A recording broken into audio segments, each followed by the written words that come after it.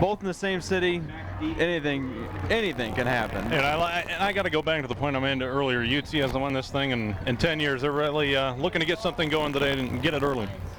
Moline's going to receive the opening kickoff of tonight's ball game, and bringing the ball up across the 30 to about the 33-yard line is number 34 for the Maroons, and that's Brad Hines. So Moline, their quarterback, Jay Molina, number 11, only a junior. Saw some good things out of him last week against Rock Island Alleman, ran for a couple of scores and threw some nice balls as well, as he will be guiding that Moline offense.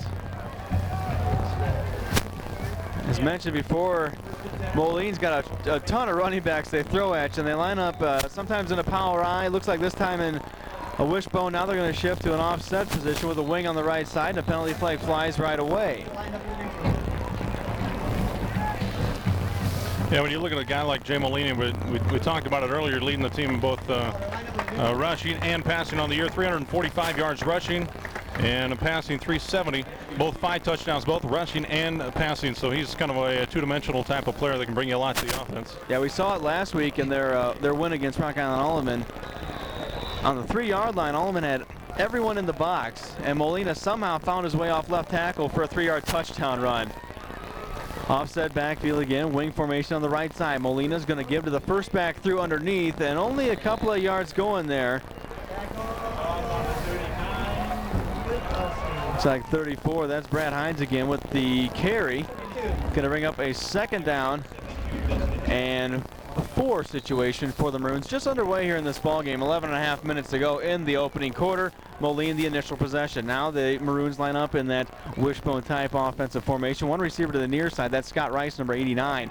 Molina's going to run the option. He's buried underneath and not going to get anywhere on that one. Good pursuit by that UT defensive line. You can really see it already coming out of the gates. UT really crashing that run because they know they, like you said, they like to run the ball quite a bit. Yeah, they got the passing game on Molina, but usually at the beginning of a game, you want to really stick it to them. You got to go to the run, and that's what they're trying to do. But UT right now stepped it up defensively the first 2 times out. Patrick Odina checked in as receiver. He'll split out to the left, and at the right, the near side, Scott Rice, your near receiver. Double wing formation for the Maroons as Molina faces a 3rd and 4.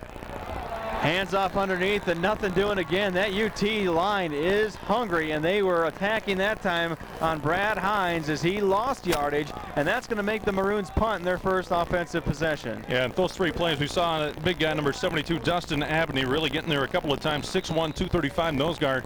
2 tackles on that play right there. Not in that play, but of course in the last 3. Dan Burris will be back to punt for the Maroons.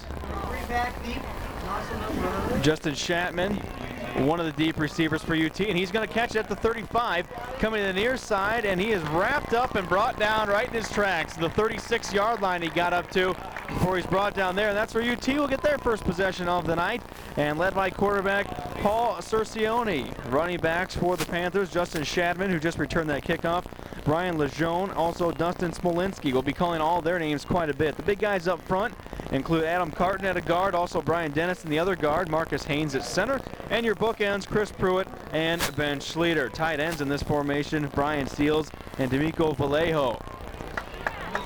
Run right up the middle, first play for the Panthers. Running that one was Smolinski.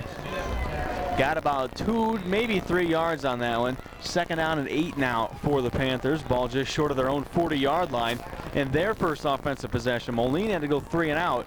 Let's see what UT can do on theirs as Cercioni comes up to the line. Has that straight eye in the backfield. We have a slot receiver coming in motion to the near side. That's Shatman. Cercioni going to pitch out to number 34. That's Brian Lejeune, and he gets a first down up near midfield for the Panthers. Just shy of midfield at the 49-yard line. They're going to mark it. 48 now. They're going to back it up a little bit, but a nice run on the pitch out off tackle by Lejeune. Yeah, it was a nice little cutback block, too, as well by number 50, Alex Powell. He came back to really kind of seal it off. Let him get that inside little part of that corner to break it right on through that big gainer. So a 1st and 10. Ball running out of the I formation. Well, UT will run. Cercioni wheels, hands off to the big man underneath, 53. 56 on the tackle. That is Smolinski's, we're told. He's wearing a different number tonight. Wearing 53 instead of his rostered number 45. Yeah, you can already see right off the bat both teams are really trying to stabilize themselves on the ground. You haven't seen a single pass, a couple of fakes here and there, but mostly it's all been right down the middle for both sides.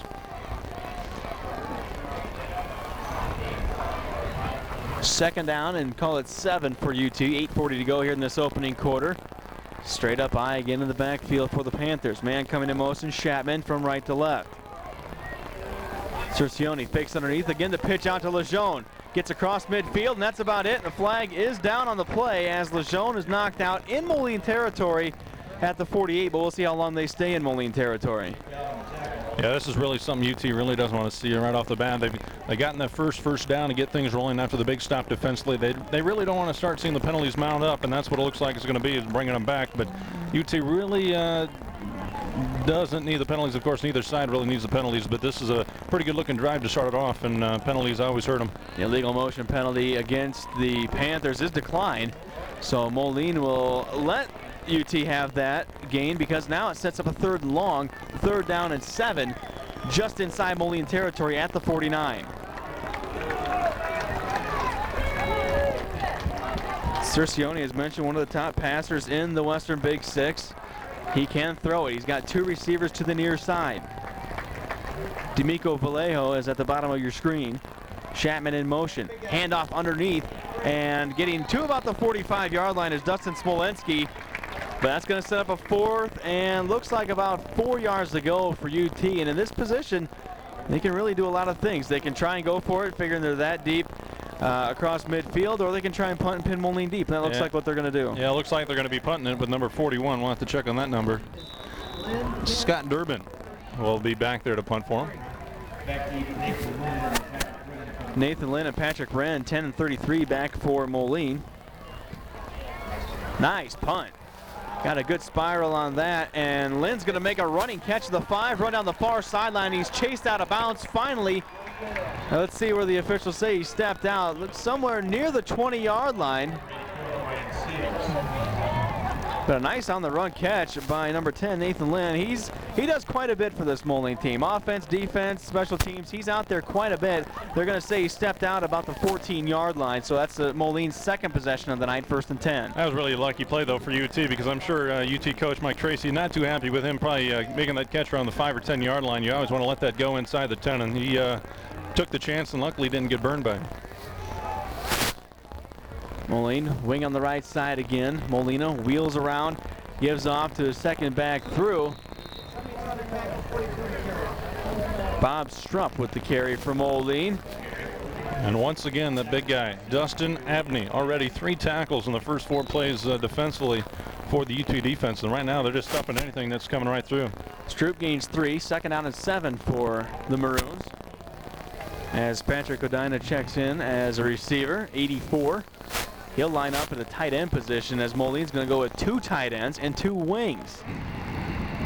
Send 1 wing in motion. Molina hands off to number 34. That's Brad Hines. And he gains a couple of more yards, which will set up a 3rd and short for the Maroons. Yeah, they got to be thinking, well, they were pretty unsuccessful the first time around. They pretty much got negative yards in the first time around. This time they're really trying to pound it back in there. They're not going to give up a run because we've talked about it before. They're a team that likes to run a lot with many different players. Now Moline may be opening up their offense a little bit as one of the running backs, 44 Steve Roberts, checks out, and number 80 Nick Rainey checks in as a receiver. But they're still going to go with the tight formation and break out to the double wings. Man coming in motion near side. Handoff again underneath. Driving for a 1st down is number 34, Brad Hines, as Moline's going to move the sticks. Yeah, you got to like the way he was just kept on driving those feet. If you see it on the video there, he just kept chugging along. Even though he was pretty much on his side, he was kept on chugging and chugging and chugging. That's what you got to like to see when you're a coach. The guy just does not want to quit on him. Roberts checks back in as a running back. 1st and 10 for the Maroons. Ball on the 26-yard line. 5.5 minutes to go here in this opening quarter. Moline again with those 2 wings. Roberts is the near wing. They give a counter off to number 42, Stroop, and he is drugged down to the 26 after the 30 after making a few nice moves. Gain of about 4 on the play, 2nd down and 6. Yeah, he was almost stopped in the backfield by number 84. That is Brian Seals. They're tied in on offense, but linebacker on defense He just kind of juked his way out of that move and gained himself a few extra yards. Good job of running after the initial hit by these Moline Maroons so far.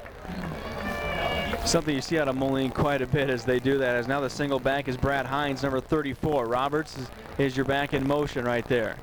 They go to Hines, off left tackle, grinds his way up to about the 34-yard line before he's brought down there by a couple of UT Panthers. Chris Pruitt, number 76, one of the initial stoppers for UT, making it 3rd and 2 now for Moline. Situation they just faced earlier in their previous set of downs. It was 3rd and very short, and they gave to Stroop for the first down. Let's see what they do here. They'll leave Hines in the backfield. Man in motion, and that motion looks like it draws UT off sides. We'll see what the official call is, but looks like the Panthers jumped, and if they did, that's a free first down. Yeah, good job by Molina. You really kind of one of those hard counts that tries to draw them off, and you saw about 3 or 4 guys jumping over, and good job by, and a very heady move by a good young quarterback, but looks like it's gonna be a first down for him. Second penalty against UT, and this one gives them gives Moline a first down, 1st and 10 from their own 39-yard line. 4.5 minutes to go here in this opening quarter. Still no score between these two teams. Each team has had a possession. This is Moline's second of the night, as they run that wishbone offense, and getting the ball right now, number 35.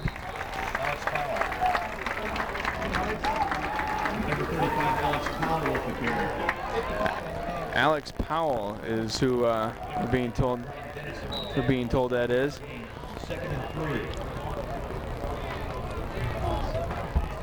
Ball on the Moline 46. Get that mark down. Nice run there by Powell as he's made his way onto the roster here. 2nd down and 3. Molina hands off to Powell again, driving his way towards the sticks. Let's see how close he got. Looks like he's going to be a little bit short, bringing up another 3rd down and short situation for the Maroons.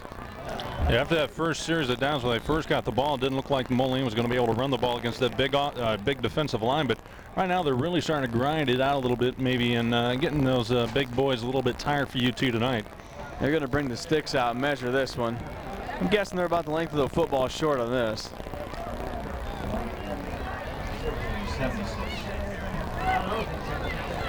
They are just a bit short, maybe not quite by that much, but they are short, 3rd and inches. And here's a situation right here where a lot of times Molina will call his own number, just to make sure that no one misses a handoff or runs outside a hole. He'll just take it, dive over center, one side or the other, whichever has the better hole, and move the sticks for a first down. Yeah, you haven't seen Molina really do a lot outside of that hard count to draw the offsides to get them that extra first down, but right now it's one of those games that the penalties have kind of hurt UT.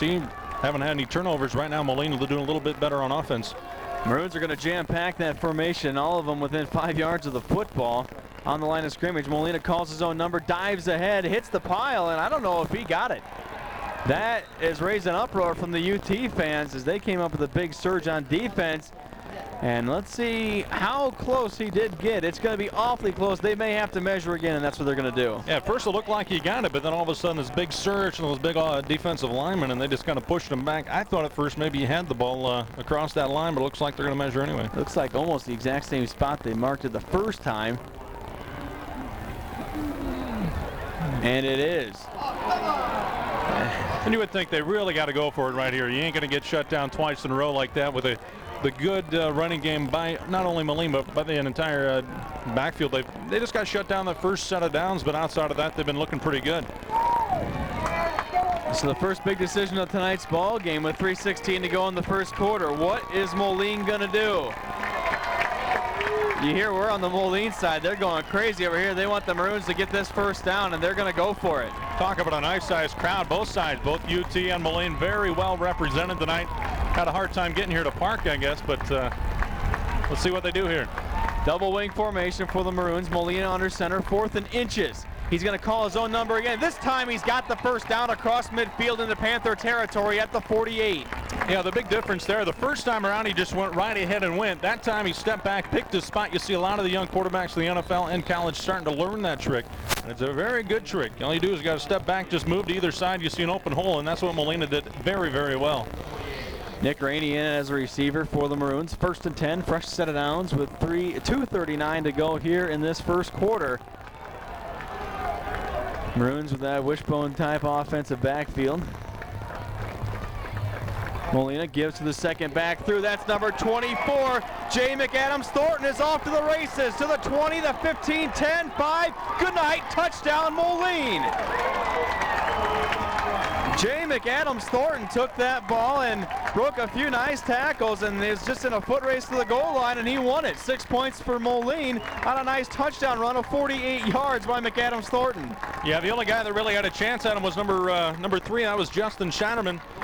5'4", 145, and just one little juke move, and he was in there for the touchdown.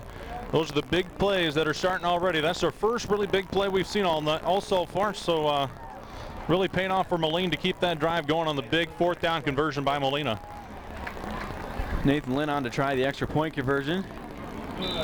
Kicks long enough, and it is good. So with 2:20 to go in the first quarter, Moline's on top 7-0. Back after this timeout on AT&T Cable Services, Channel 38.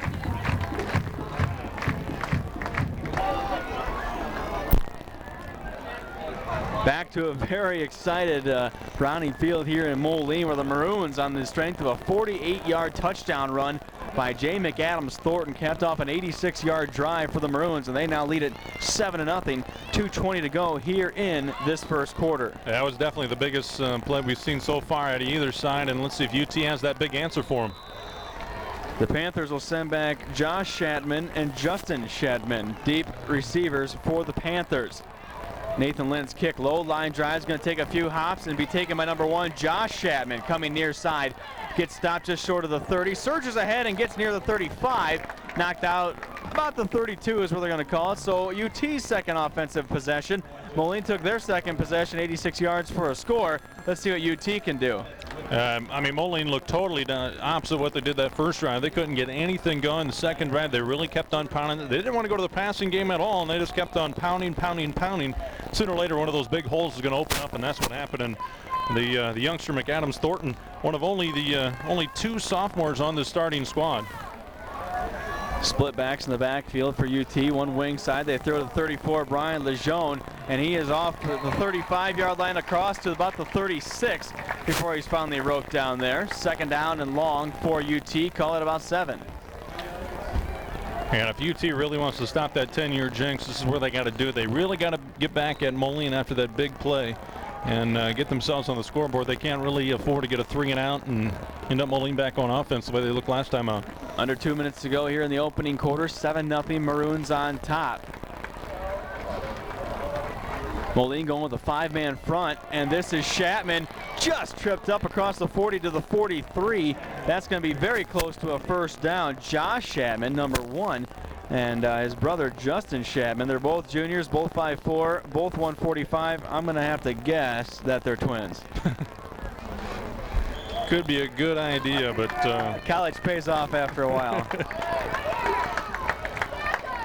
It is not enough for a first down. It's 3rd and about 6 inches for UT. Clock winding now at 1:20.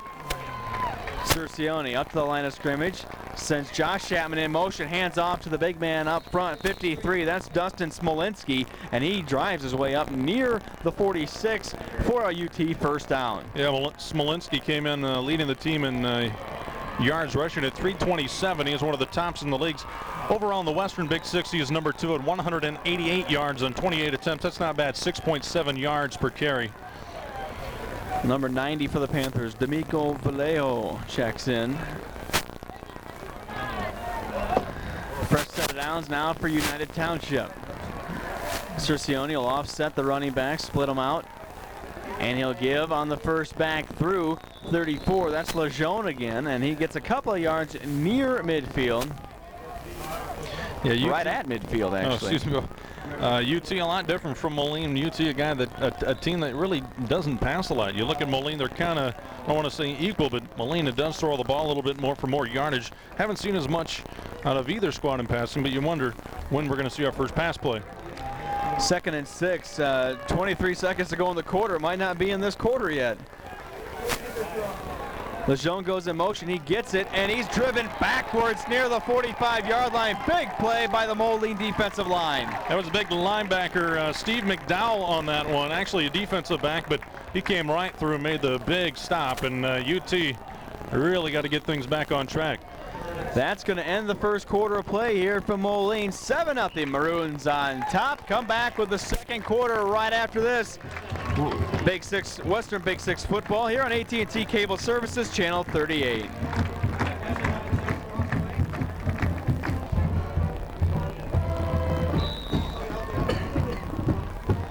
Back in Moline, just getting ready to start the second quarter. Maroons up 7-0.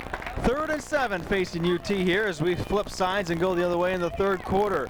Cercione scrambling out, wanted to throw, tucks it under to run, and he's driven down. 82, that's Dan Burris on the tackle for the Maroons. 4th and long, and UT's going to have to punt. Man, Moline really looking like they're a little bit more pumped up after that big touchdown round. And right now, Moline defense looking very strong. UT might have to dabble a little bit into that passing game because right now they're not getting fooled on anything. Just underway in the second quarter. Bill Isaacson here, Corey Dan over there, bringing you all this Western Big Six football action tonight here on Channel 38. Hope you're enjoying it. Nice snap. The punt, high, a little short. Fair catch signal for and made at the 22-yard line by number 33. That's Patrick Wren. And Moline, who on their last possession went 86 yards, capped off by a 48-yard touchdown run by J. McAdams Thornton, will have the ball. 1st and 10, just underway second quarter. They lead 7-0. And you got to wonder if UT, those big hosses up front, got to be getting a little bit tired. They're out into that field a long time, especially on that big long drive that took forever with all those running plays. But I tell you, they got to be a little bit tired right now. Maroons, customary, split those backs out to the double wing formation. Hines, your only back in the backfield. He is going to get the football. Running off right side, running the wrong way. Tries to turn it upfield, and he lost a bunch of yards on that one. As a good pursuit by the UT defensive line strung that play out to the sideline where Hines had nowhere else to go. He had to try and turn it up, and by then it was too late. Lost about 5. It'll be 2nd and 15. That was Justin Shadaman on that nice defensive stop on the other side. And he was a guy that got burned by Thornton on that long touchdown run to get them that only touchdown so far for Moline. So the 2nd and very long here for the Maroons. We may just see our first pass of the ball game by either squad here very shortly, as we haven't seen it yet. And right now a double tight end formation. Doesn't look like you're going to see it right here. Molina wheels around. Now he's going to throw. Has us a couple open receivers and overthrows his man. Almost intercepted. Incomplete. Lejeune almost picked it off for UT. Intended for number 80, Nick Rainey. Well, just got done talking about the pass, and we finally see our first one, little play action, but not fooled was the UT D-backs right there. Here we just say, oh, you're not going to see one out of this formation, and boom, there it is. First pass of the night. It falls incomplete. 3rd and 15 now for Moline at their own 15-yard line. Now, from a wishbone tight formation, the 4 wide receivers out there for the Maroons. Molina, and he gives out a draw underneath the number 34. That's Brad Hines. Gets up past the original line of scrimmage to the 27, but that's going to be all. It's going to be 4th down and 6 for Moline, and they are going to have to kick it away. Go figure. They get in a formation where we think they're going to have to run, and they end up passing. Boom. Have 4 wide receivers out there, and then they decide to have a little draw there. 4th and 5. Burris back to punt for the Maroons. The Shadman connection back there for UT. Josh and Justin. This is going to be Josh up across midfield into Moline territory. They're going to say he just landed shy of it, right at the stripe, actually, Josh Shadman. And 1st and 10 again for UT. 9:42 to go here in the first half. 7-0 Moline. That was a very big, important stop there for UT, and they did the job. They pushed them back. They got into a spot where Moline not very comfortable in their play selection. They saw the pass, and they really couldn't do a lot with that when they got pretty far back there. And now UT's got it back. Let's see how they can do. Cercione sends a receiver to the near side, straight up high in the backfield. Gives underneath to the big man, Smolinski. Bangs off a couple of tacklers and surges ahead for some yardage. Looked like he was stopped a couple of times at the line of scrimmage. End up getting about 6 yards out of it. Yeah, a little extra effort there. You heard the UT crowd just roaring quite a bit over there. They liked that play, and they liked the idea that he did not give up. And we saw that earlier with the Moline running backs on back-to-back plays. They got Smolinski wearing number 53. He looks like a lineman at 5'9", 210, but he runs like a fullback. That he is, showing you why he's leading this team in rushing. 2nd down and 4. Cercioni on the option, pitches out to Lejeune, coming near side and wrapped up just short of the 40, which is where they need to get for a 1st down, making it 3rd and 2 with a nice pursuit by the Moline defense. As Moline defense really looks quick in that linebacking defensive backcourt, really stringing that run out quite a bit, and they really have good pursuit and able to get out there in time to get that play. Clock winding at 8:40 now to go here in this first half. Huge game, huge crowd, lots of intensity as UT breaks the huddle, splits the backs in the backfield. That is Smolinski and Shatman. Moline showing some heavy pressure, met at the handoff and dropped down. Smolinski was supposed to get the ball. I don't even know if he did. Nathan Lynn came flying in there from his DB position, made a great play right at the point of the handoff. Wow, right after a big UT stop on defense, Moline steps up a little bit on a very close 3rd down conversion attempt and was right into the backfield and stuffed right away. And that, see if UT's got to be going for it right here. 4th and 2. Very long 2. 4th and 3, we'll call it, at the 43-yard line. UT is going to go for it. Lejeune splits out as a receiver to the far side of the field. Split backs in the backfield. Double tight end formation otherwise for the Panthers. Give the second back through. Same play, same player. Nathan Lynn came through in a mirror image play, made the stop, and now Moline's going to get the ball over on downs, and he is pumped up. I told you before, Nathan Lynn, I'm going to say his name a lot tonight because he's in on everything, and that time he was in on a bunch. Yeah, you can just see it, just intensity-wise, these Moline Maroons just pumped up right now. UT, they had their chances a couple of times on some bad punts and this and that, but right now, Moline just really showing UT what it's all about. Bob Stroop, Steve Roberts in the backfield for the Maroons. 1st and 10, 2 receivers far side. Pitch out, this is Stroop, cutting it underneath up to the 45, just across the 45 for a gain of 2, where he's finally brought down there by Dustin Smolinski for UT. 7.5 to go here in the first half. 7-0 Moline on top, and they have a 2nd down and 8 situation here. Double tight end formation, double wing formation for the Maroons. McAdams Thornton goes in motion. He had the big touchdown run earlier, gets through across for a 1st down and down to the UT 45-yard line. A nice 10-yard run by Jay McAdams Thornton, who busted off the 48-yard touchdown run for Moline's score. Nice job of running there, nice job blocking up front. Yeah, they had the initial stop about 2 or 3 yards shy of the 1st down, just kept on going right through it. Good leg strength, kicking. He got right through there and got himself another 1st down.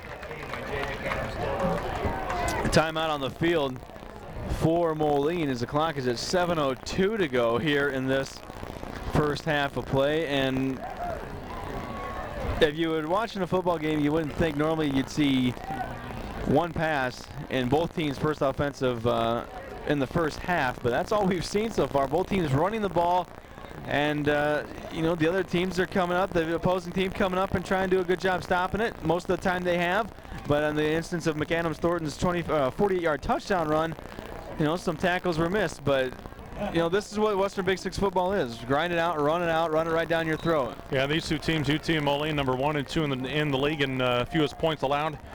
Coming in UT 9.4, Moline at 11.6, and right now combined we've got about half of that in those 7 points. So it'll be interesting to see if UT's got that answer sometime soon. They got to stop them right here before Moline comes down and scores it again and puts it 14-0. Games this tight always come down to field positions, and that's where a lot of it's won and lost. Let's see who comes out with that by the end of tonight's ball game. This is Stroop again, running off left side this time, grinding his way near the 40 to the 41-yard line, where he stopped there after a gain of 4, 2nd and 6. It's hard to believe. You see Moline in the first set of downs they got in the first series of the of the ball game. They just couldn't get anything going. All of a sudden, the offensive line really blocking extremely well, opening up some big holes for everything for Moline. Alex Powell checks in as a running back for the Maroons, number 35. He is one of the backs in the backfield. Stroop the other one, Brad Hines, 34, the lead back.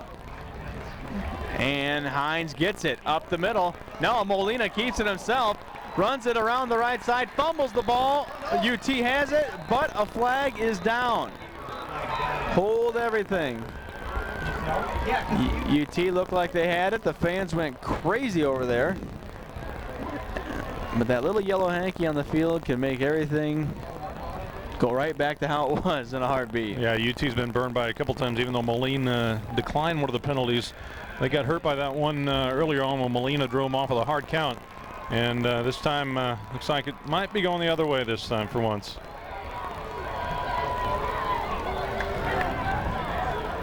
Flag is against Moline. See what they elect to do here. If UT elects, since Moline got the ball back, to take the play or the penalty. I'm guessing the penalty. It's going to take Moline out of field goal range, or field position rather.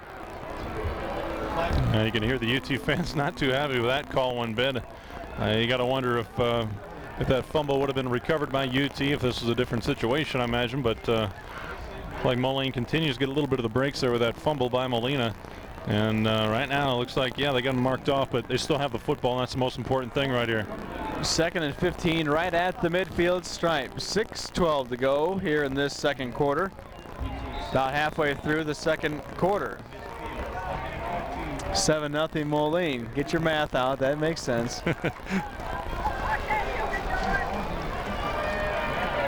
Receivers all over the place for the Maroons. You don't see that too often. A couple in the slot, two at flanker, out to the left and to the right. Molina, quick step, throws over, intended for Rice, makes a nice diving catch at the 43-yard line. We saw that a lot last week against Rock Island Alleman, as Molina will just take a quick step and a half back and fire to Rice out in the flat for a catch. And that really moved him down. But again, one of those little yellow markers on the field is going to bring that back for illegal procedure against Moline. Well, you notice this is the second time, well, actually third time tonight that Moline has been pushed back.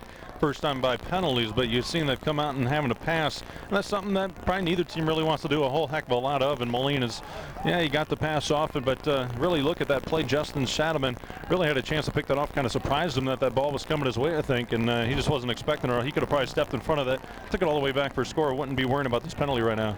I think that ball was deflected at the line of scrimmage. You saw Rice set up and then dive forward to try and catch that. Made a nice catch, but it went all for naught, as it's another penalty against Moline, and it's now 2nd and 20 from what once was the UT 45s, now back to Moline's 45. 4 receivers out for the Maroons.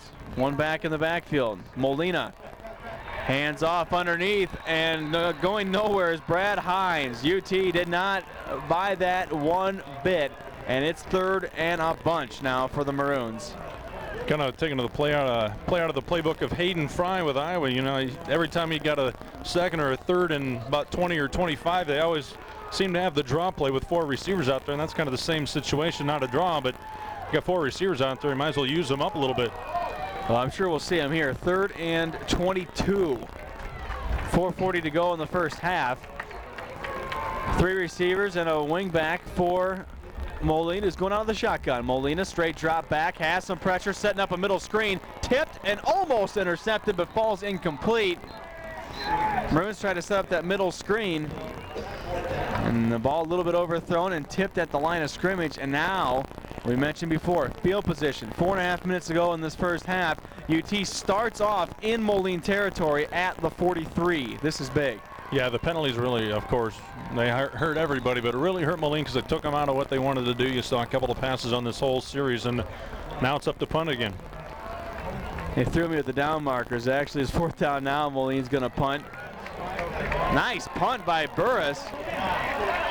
To the 5, rolling down. Shadowman's going to pick it up at the 1 and bring it out to the 5, to the 10, and he's hammered down inside the 10 by number 35, Alex Powell. Scatterman's having some problems here tonight. He's kind of got burned on the touchdown run by Thornton. He's made a couple of gutsy plays out there on returning punts, and right now UT's really got to regroup and get something going. That ball came close to going in the end zone, but he should have been backing up a little bit more, maybe able to get that ball on the fly, but let it get over his head, and he kind of got hampered by it.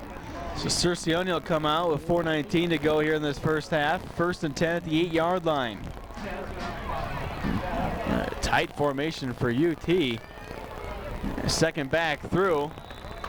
Looks like Lejeune, 34. Or it could be Chapman, number 3. Get up. It's Chapman, number 1. And you got to be wondering if Moline may be thinking, since it's getting close to the end of the first half, maybe a timeout here or there to try and save some time for themselves. If they stop them on here, maybe a good idea if you try that timeout. They're going to give Chapman 2 yards on that. 2nd and 8 on the 10-yard line. 3:40 to go here in the first half. And now Josh Shadman will run out the receiver to the far side. Pitch out. This is Lejeune off the left side.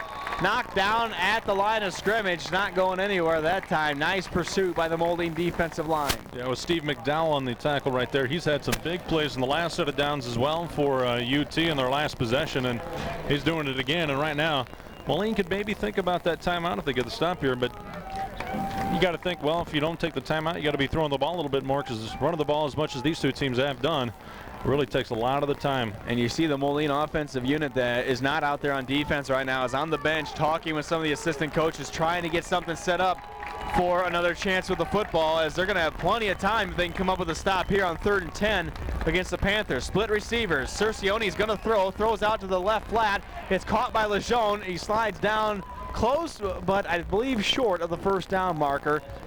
And that's going to bring up a 4th down situation, and the Panthers are going to have to punt it away. So Moline's going to get the ball back. Just under 3 minutes to go in the first half, up 7-0. Yeah, one of their wide receivers looked like Ryan Rangel had a chance to get the block there. Man, probably would have sprung him there a little bit, but kind of slipped right through him, and that was the reason why it was a nice stop for Moline, and they got a chance to return this.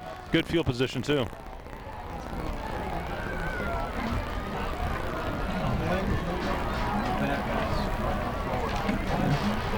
Nice spiraling punt for UT, taken in good field position by Nathan Lynn. Down to the 35-yard line is Lynn.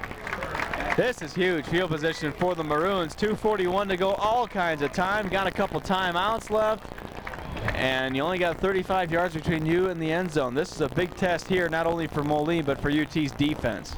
Yeah, right now UT's defense has really been playing pretty good outside of that long run. It's been a lot of short gains here and there, but right now, like I touched on earlier, they got to be tired. They've been out there a long time.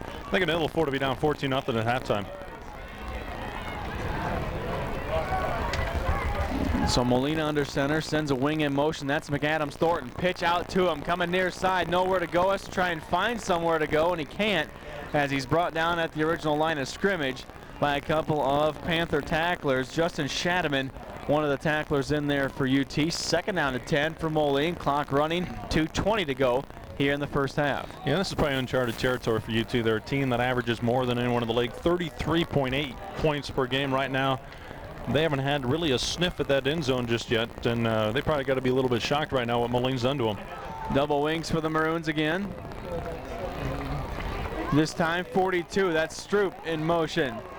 He bangs his way down across the 30 to the 30, where it'll bring up a 2nd down, or 3rd down rather.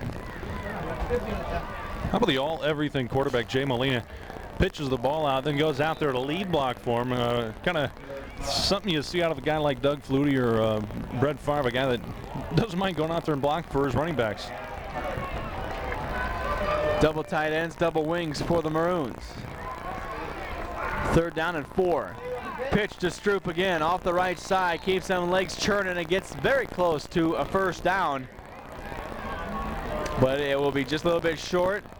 1st down marker is the 25, and right now the ball being placed on the 28. So 4th and 3, and 1:16 to go. Moline burns a timeout. We'll take one as well. The 1:16 to go in the first half. 7-0 the Maroons. When we come back, this is Western Big Six Conference Football on AT&T Cable Services Channel 38.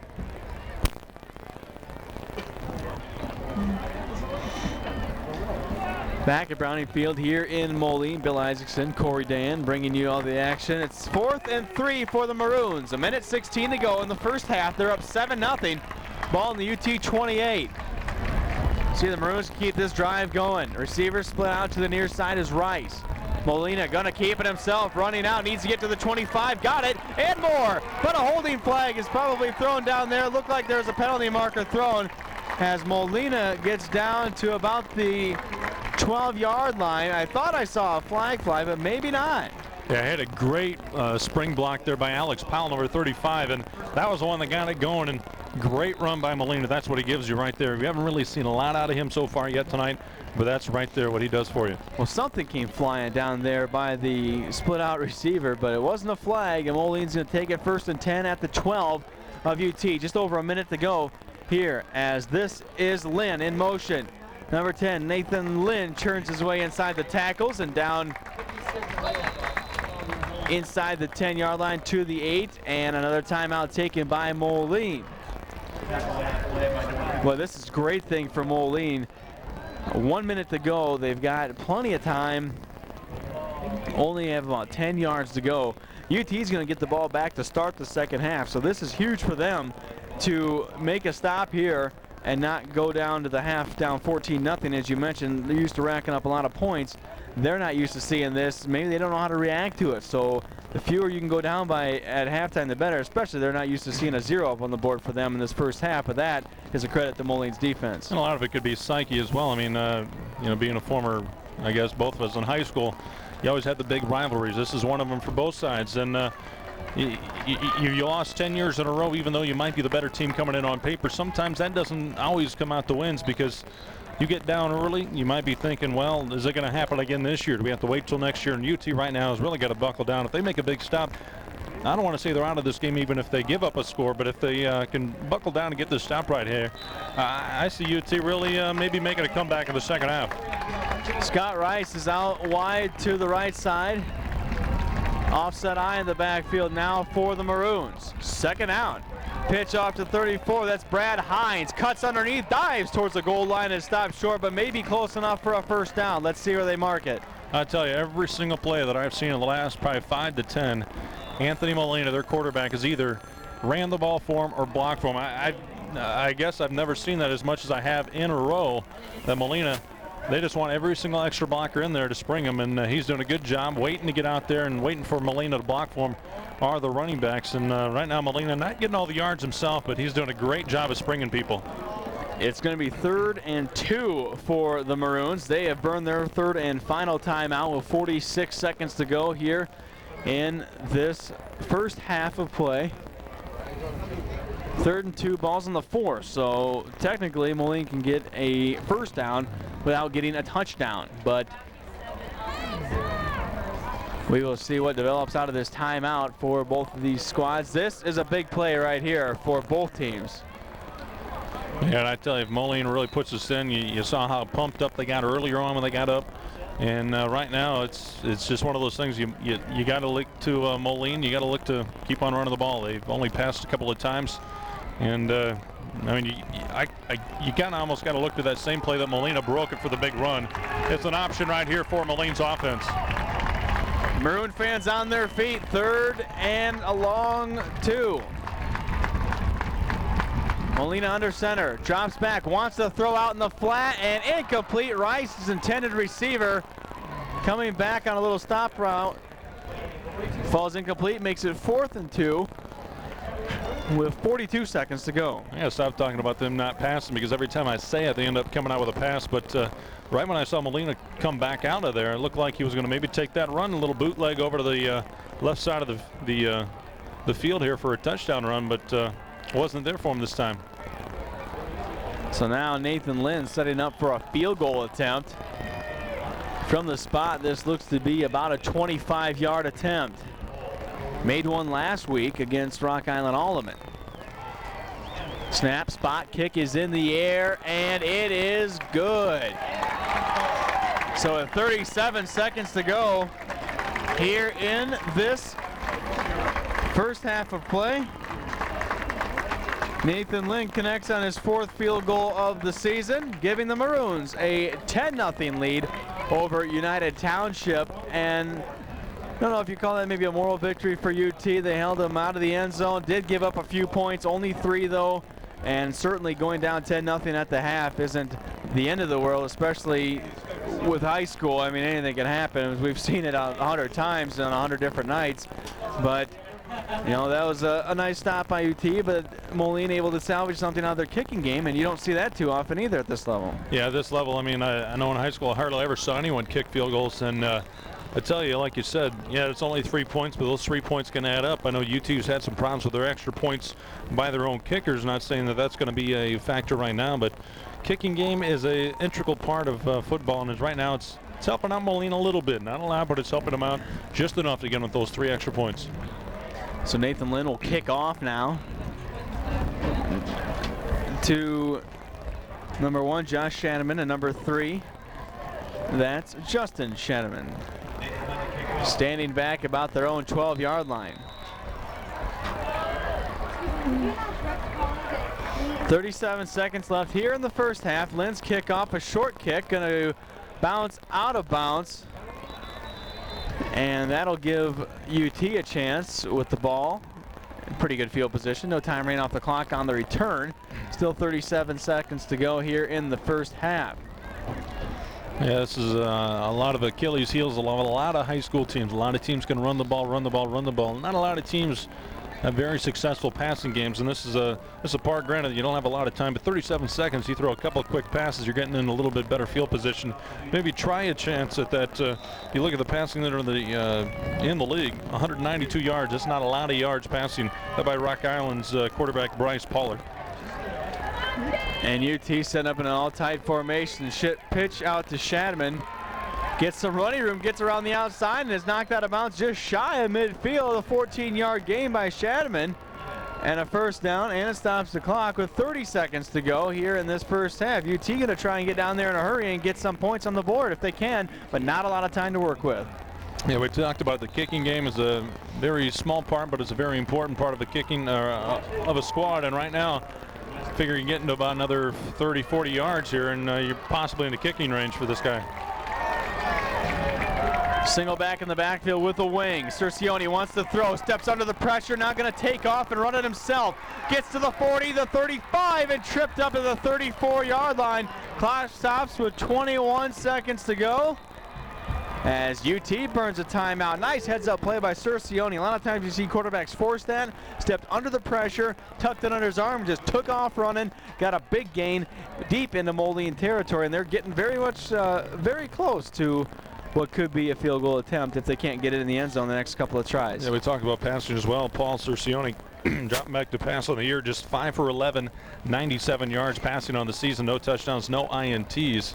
Actually does have a couple touchdowns, but you know, we talked about it over and over. The running game has been very a focal point for both squads, and continues to be that way even though they're only down by 10. They keep on running here with about 37 seconds to go in the first half. It is amazing. We're in week 6 of Illinois high school football, and a team ranked 4th in the state as UT is. Quarterback has 11 pass attempts for the season. That's just amazing. It's unbelievable. 2 a game, and so far haven't seen much out of either side passing wise, but you know, might have to put it up here. And you know, I mean, no one's been able to stop the run, so why not run it? 21 seconds to go here in the first half. UT going to try and get some points on the board before the half. Lejeune up to the 30, the 29. Panthers are going to try and spike this ball. Hurry, clock down to 14. 13 seconds left, 12. Cercioni spikes it into the ground with 9.9 seconds left to go. We're going to have to either set up for a field goal, which would be pretty long from where the ball's at, or just chuck one down towards the end zone, hope for a flag. Yeah, they haven't even attempted a field goal, looks like. Outside, well, actually, they have a couple different guys on UT that have kicked field goals this year. Aaron Schofield is the guy that has tried their field goal attempts, just 2 of them on the year. You're looking at a 46-yard field goal, though. That's not too much in the minds of a high school coach. They're not many kids can make one of those. And I think they're just going to try and chuck it down towards the end zone here. Receiver to the far right and left. Cercioni dropping back, wants to pass, steps up, throws out in the flat. Knocked down, incomplete. Intended receiver D'Amico Vallejo. 5.5 seconds to go for UT, and one last crack at the end zone. I tell you, Steve McDowell's played a heck of a first half. He's come up with about, I'd say, 4 big defensive stops. There's another one right there. Took it right out of the hands of the big receiver in UT. Thought they'd maybe try it on that first one. They had one guy just kind of out there by himself. Nobody really covering him, backing off, playing a very lackadaisical defense for the Moline side of things. Well, the Panthers are going to try a field goal. It's a 46-yard attempt, and it is blocked. Blocked by Wren of Moline, and he's got some running room in a convoy. Good, he gets knocked out of bounds just shy of midfield. That's an exciting way to end the first half of play. Aaron Schoenfeld tried a 47-yard field goal. Didn't even get off the tee. It got knocked down. Patrick Wren blocked it, number 33 for the Maroons. And, you know, he is one tackler away from breaking that down to the end zone, but he doesn't. Moline goes into the halftime break up 10-0. Run-dominated game. Your scoring to the date, James McAdams Thornton for Moline, a 48-yard touchdown run in the first quarter, and then Nathan Lynn a 25-yard field goal in the second quarter late. And that's your story at the half. Moline up 10-0, and obviously got to be a very surprised UT football team. Yeah, I think a lot of people were expecting UT to finally have one of those rollover victories against Moline. We talked about at the onset, 10 years in a row without a victory, and they started off very strong defensively. I really liked the way they came out and played, but Moline, once they got back on offense, just chipped away, finally found that little break and got that hole for the big guy, and he rolled it in for 48 yards. So the Maroons lead 10-0 at the half over UT. Take a break, grab a bite to eat, whatever we want to do. We'll be back for the third quarter kickoff. This is AT&T Cable Services, Channel 38. Back in Moline, just getting set to start the third quarter of play here between the Maroons and the Panthers. And right now, Moline enjoys a 10-0 cushion at the break, thanks to a 48-yard touchdown run by James McPorton Adams and a 25-yard field goal from Nathan Lynn. And Corey, you got some of the halftime numbers for us? Yeah. We look at the numbers. We got what we expect. A lot of running, little passing. Passing combined between the two teams on one completion out of 6 attempts, 8 yards. Outside of that, many different men, many different yards. Led, of course, by the big guy that put the lone touchdown on the board. That is Jay McAdams Thornton, 2 carries, 57 yards, most out of 1 carry for the touchdown. He leads all rushers, especially Moline. On the other side, you look to Brian LeJoy, I believe. He's got 25 yards on 9 carries. He leads the UT offense. But of course, we expected, we got a lot of running. Just not as much as we actually thought, though, yard-wise by either side. I really expected a lot of scoring in tonight's ball game, but right now 10-0 at the half as Nathan Lynn will kick off. UT will get the ball to start the second half.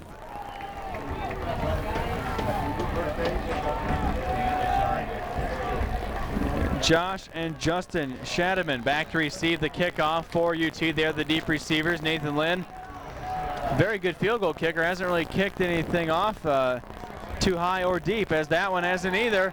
And in receiving the ball and down right there where he was at is Ben Sacco, number 40.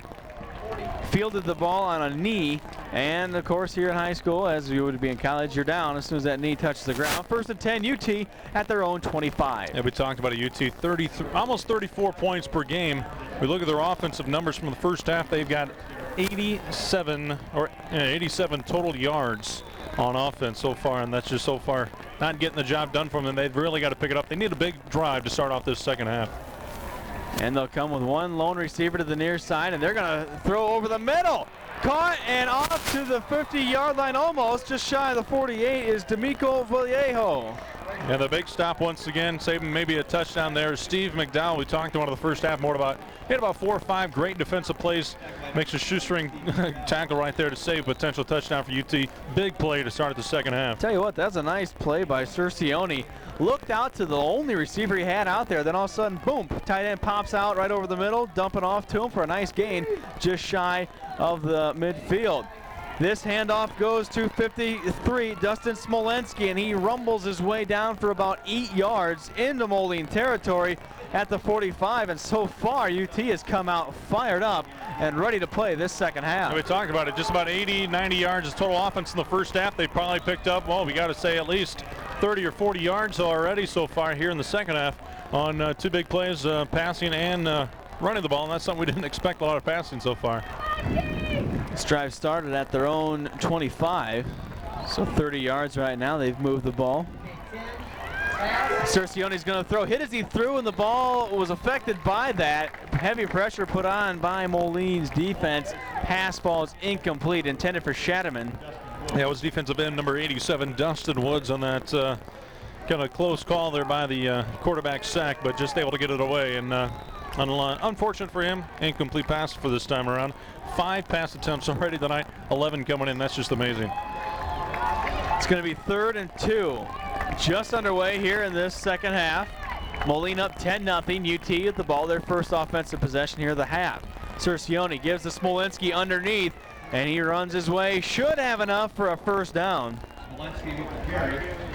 56. We look at the other side. We talked about UT's offense.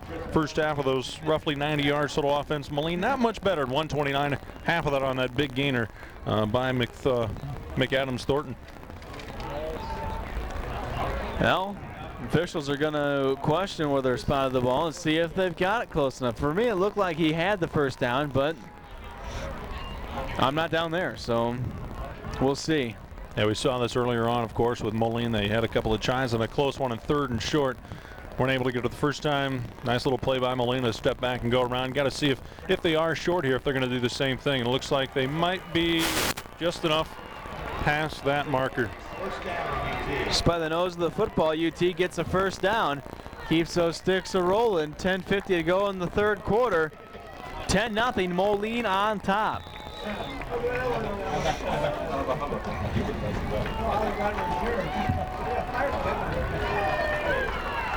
Panthers break the huddle, send 2 receivers to the far side, 1 wing and 1 lone back. Cercione wants to throw, steps under the rush, and is brought down across midfield back into UT territory. Nice tackle by Jim U.T.H.S.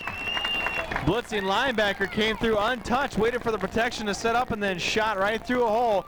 And it's 2nd and long now for UT. Nice play by U.T.H.S. Yeah, we talked about this on the kind of towards the end of the first half. UT never really been in this situation before. We talked about it. 11 pass attempts on the season. We're seeing almost half of that in this first half leading into the second half, and they're kind of getting out of their playbook a little bit right now for UT. And the UT offense looks like it's taking a lot more aggressive approach in the second half, as Cercione is going to pitch the option out to 34. That's Brian Lejeune. He gets a little bit of that yardage back, but still going to be 3rd and very long, probably about 3rd and 13 for UT. Nice little block by number 53. I don't have my programmer in front of me, but that was a nice, I think it was Smolinski, number 53 for Moline, or UT I should say, and nice little seal block for him to get sprung a little bit farther out there. Still got a little bit yet to go. So 3rd and 13 for the Panthers. Lejeune, a near receiver. Cercione again wants to throw. Heavy pressure again, steps underneath it, spins out of another one. He's going to run for it to the 40, brought down to the 38-yard line. Nice run by Cercione, but he's not going to get enough for a first down. 4th and about 5, and we'll see what UT elects to do. He kind of got excited there when he broke that first initial potential tackle. Really had a chance to set up and throw, but he decided to run anyway. Picked up some good yardage, but of course just not enough here. 4th and 6 now for UT. 8.5 minutes to go here in this 3rd quarter. Big play here for UT as you hear the Moline fans on our side of the field getting rather excited about this one. Receiver to the near side. Cercione wants to throw, has some time, throws underneath, and it's incomplete, but a flag down. You got to think that's going to be interference. Ben Sacco was the intended receiver, and it is pass interference against Moline. That's kind of hard to tell from our vantage point. It looked like he made a pretty good defensive play, but yeah, anything going away from us like that is really hard to see. So leave that up to the guys in the field with the stripes. I got to look to UT. I'll tell you, they're really coming out with a different type of playbook. Aggressive. I guarantee you, Moline are really not expecting a lot of passing. I'm sure they probably had to think that they might go to it, but to the extent that they're doing, they're dropping back in a lot of passing attempts for the quarterback. Panthers been very aggressive so far in this first drive of the quarter. They've eaten up already 3.5 minutes of clock time. And they now have, thanks to a penalty, a 1st and 10 at the Moline 24, and a great chance to get back in this game. Stingle, straight eye in the backfield. Cercioni again wants to throw. Throws out in the flat, incomplete. Intended receiver is 34, Brian Lejeune. Out of his outstretched hands, and it's going to bring up a 2nd down and 10 facing UT. And this Cercioni, his arm's going to be getting tired pretty soon. He hasn't thrown this much all year, and he's doing match his season total almost tonight. Yeah, and you got to look to that too, as well as I've been noticing a lot that the Moline defensive backs have been really playing off the wide receivers quite a bit when they even get up to the line.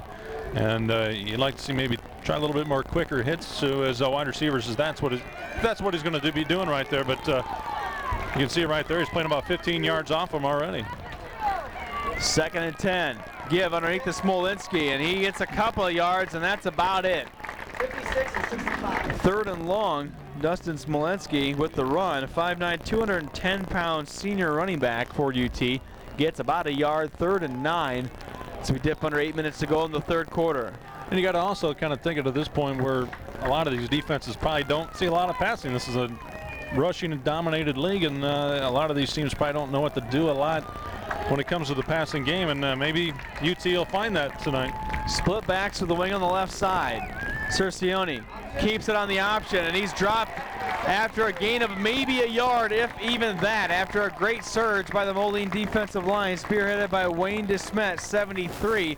Said his name quite a bit last week against Rock Island Alleman, and Cercioni is down on the ground right now after taking that hit after running the football. But again, Corey, you mentioned, not many teams in this conference are used to seeing the ball thrown a lot or throwing the ball a lot. As someone said to us during the intermission, this is Woody Hayes League, run, and when that doesn't work, run again just to make it work. So it's not really anything that they're used to seeing, and it's right now it's caught Moline off guard as we're trying to see what's going on with Cercioni out there on the field. Hopefully he'll be okay.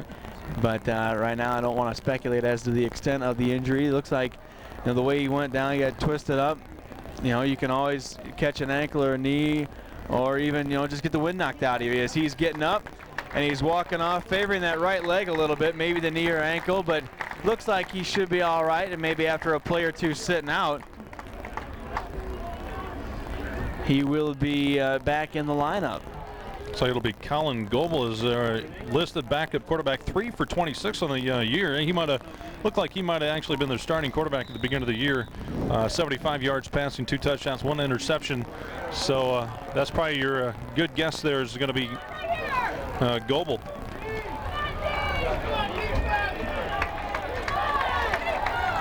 So it's a 4th and 9 now where they pick up. And right away, they're going to the ground. Goebel's going to keep it himself. He's not going to get it. Only got about a yard or 2.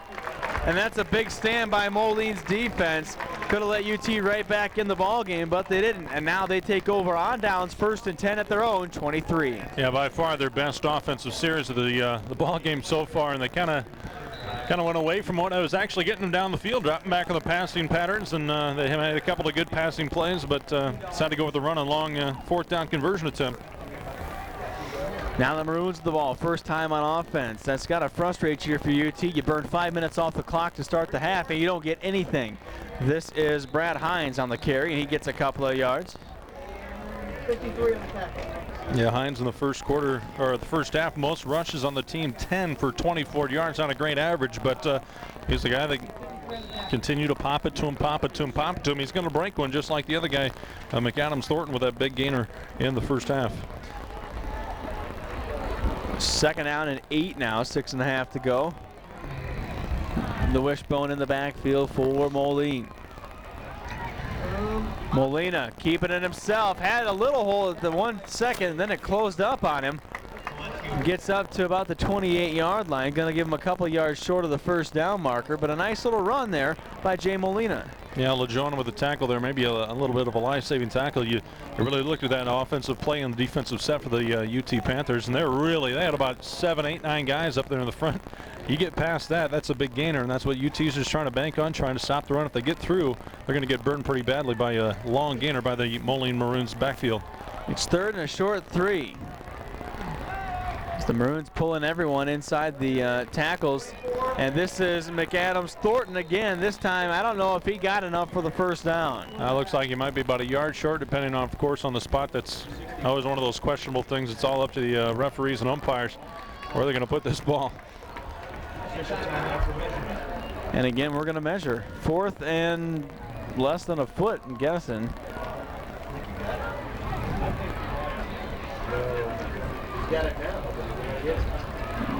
You got to bring the sticks out.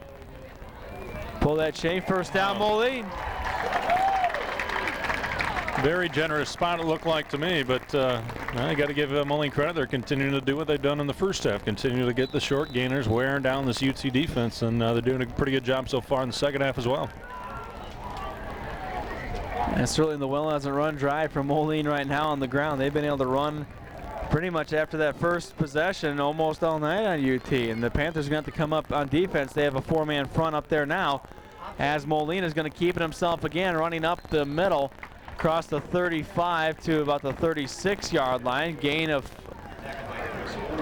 about 5. Going to bring up a 2nd down and 5 for the Maroons. That's kind of gut check time for UT. Granted, they're only down by 10.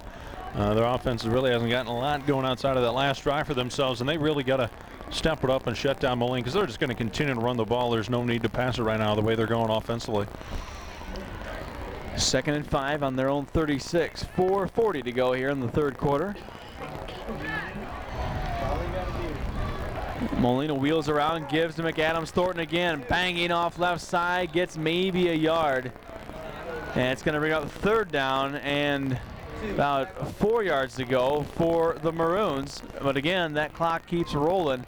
Now at 4:20 here in this 3rd quarter. And this is of course, the differences between running the ball all the time and throwing the ball all the time. You're going to get a lot quicker games. You're going to get games that are over, I guess, of course, by going quicker. Maroons split those backs to double wings. Nathan Lynn is your man in motion. They fake the pitch to him, and then they hand off to Lynn on the counter run, and he's got a first down. Nice run by Lynn of about 8 yards. Yeah, Lynn only had 1 carry in the first half for 4 yards. He's trying to make the amends for that. You talked about it earlier on. Moline, a team that loves to spread the wealth. They had about 4 or 5 different guys in this team with almost 20 yards or more in the first half. They're trying to do it again here in the second half.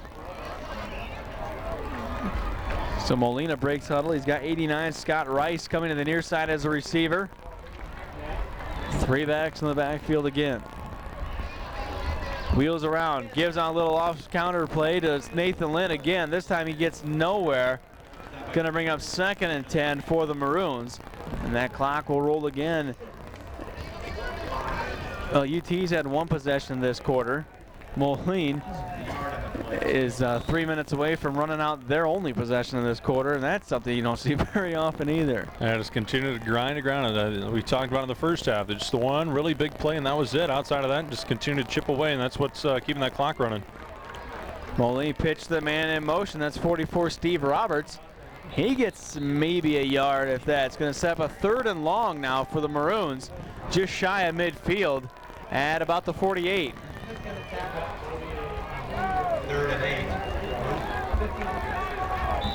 And a return on the tackle. I was kind of surprised you haven't really seen Molina do a lot more offensively. I mean, the times that he has handled the ball, he's done extremely well. The nice gainer towards the end of the first half, and really haven't seen a lot out of him so far.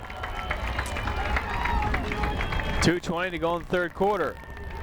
Molina wants to throw. Now he's going to tuck it under, try and run it out himself, and the pursuit catches up with him. No gain on the play, it looks like, and that's going to bring out 4th down for the Maroons. Yeah, he had some daylight there. He had 1 blocker, 1 guy in his way, and that blocker was for him. And he decided instead of going outside, he decided to go back inside. might not have been what he wanted to do, and Moline not too happy with that play, I'm sure. So Dan Burris is back to punt for Moline, as the Shadmans are back to return for UT, and this one's going to bounce and be down by the Maroons at the 24-yard line. And that's where UT will start up their next offensive possession with 1:40 to go here in this third quarter. Now, we talked about it earlier on, the kicking game, both sides. It's not only field goals and punts, but punt return and kickoff return. And right now, UT really getting hampered by that. They've really had looks like a lot of miscommunication between the two punt returners, and you would think they'd have pretty good communication since they're brothers. Cercioni back in a quarterback for UT. It's nice to see him up and all right.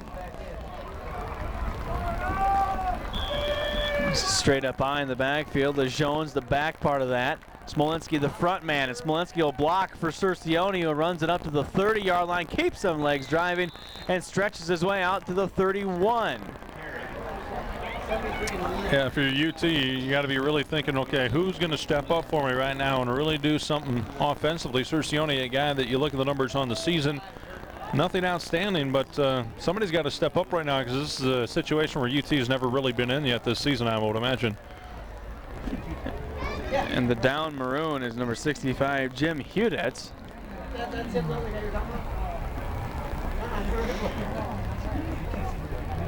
So we'll stop the clock at 1:27 to go. U.T.H.S, that's not a good sign for the Maroons, but he is able to come off the field, putting some weight, or favoring that left leg. We certainly hope that he'll be all right in just a little bit. Second down and 4 yards to go for UT. Ball on their own 31-yard line. Cercioni has split backs now. Smolinski and Lejeune. He wants to throw out in the flat.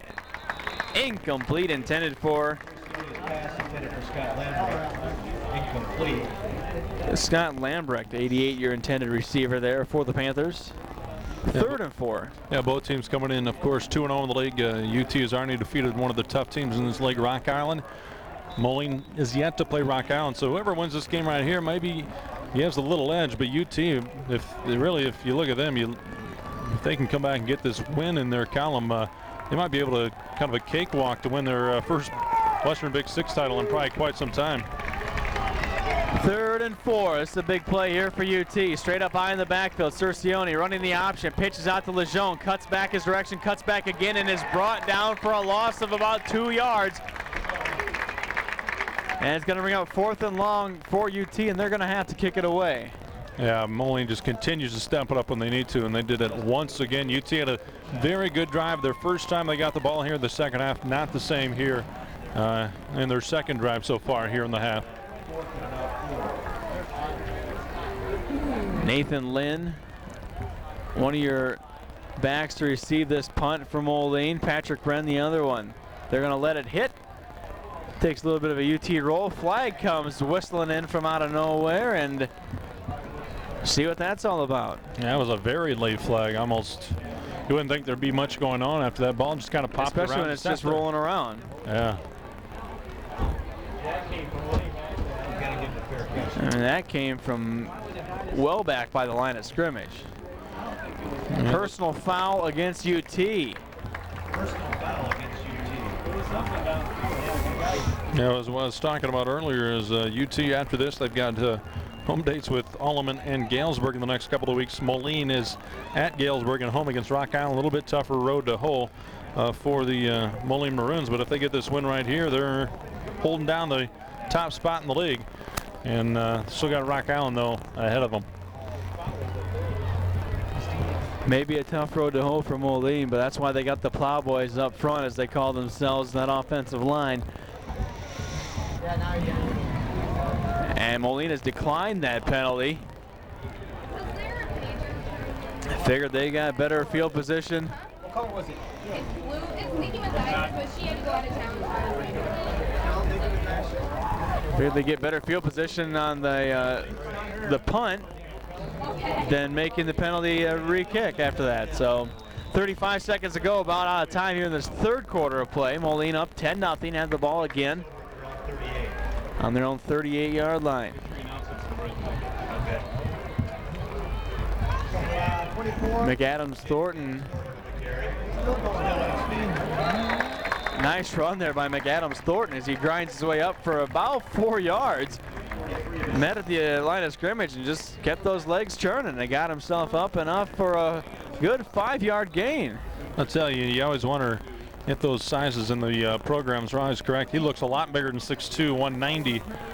Yeah, usually those are somewhat inflated, but you know, sometimes they're right on. And that's going to run out our third quarter of play here from Moline. 10-0, Maroons on top. Back with the fourth quarter after this, right here on AT&T Cable Services, Channel 38. Guys, $5.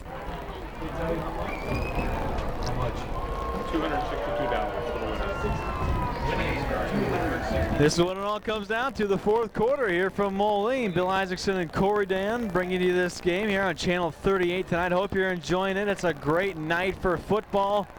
Great ball game, great rivalry. 10-0 Moline as they pick up with a 2nd and 5 on their own 43 to begin this fourth quarter of play. Molina hands off to the first back underneath. That's number 34, Brad Hines. He gets himself a couple of yards, but most importantly for Moline, and I know even though it's just the start of the fourth quarter, that clock's running, and 10 points against this stingy Moline defense is going to be a lot. Yeah, we talked about at the onset, neither team allowing a lot. A little over 9 for UT, a little over 11 for Moline, and Moline only needs about 2 more points to get this thing wrapped up, it looks like, but you never know. UT, they show they will at least attempt the pass, and that's what they're going to have to pretty much do here in the fourth quarter if they first need to get that ball back, though. Molina, nice give underneath, and nice play on defense to stop that one out, as McAdams Thornton was your ball carrier, and Ben Sacco with the tackle.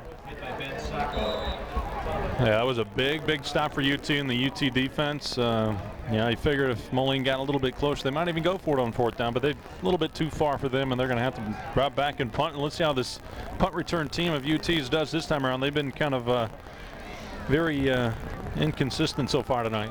Burris gets off a nice punt, angling off to the side, and Shadman will catch it at the 23, reverses field 25, and he falls down right there. 1st and 10 UT at their own 25-yard line, close to the 26. 10:42 to go in this ball game. 10-0, Maroons on top. That'll be kind of important for UT to, of course, keep a sustained drive, but they almost have to score pretty quick here. They can't roll off about 4 or 5 minutes on this clock to get their score.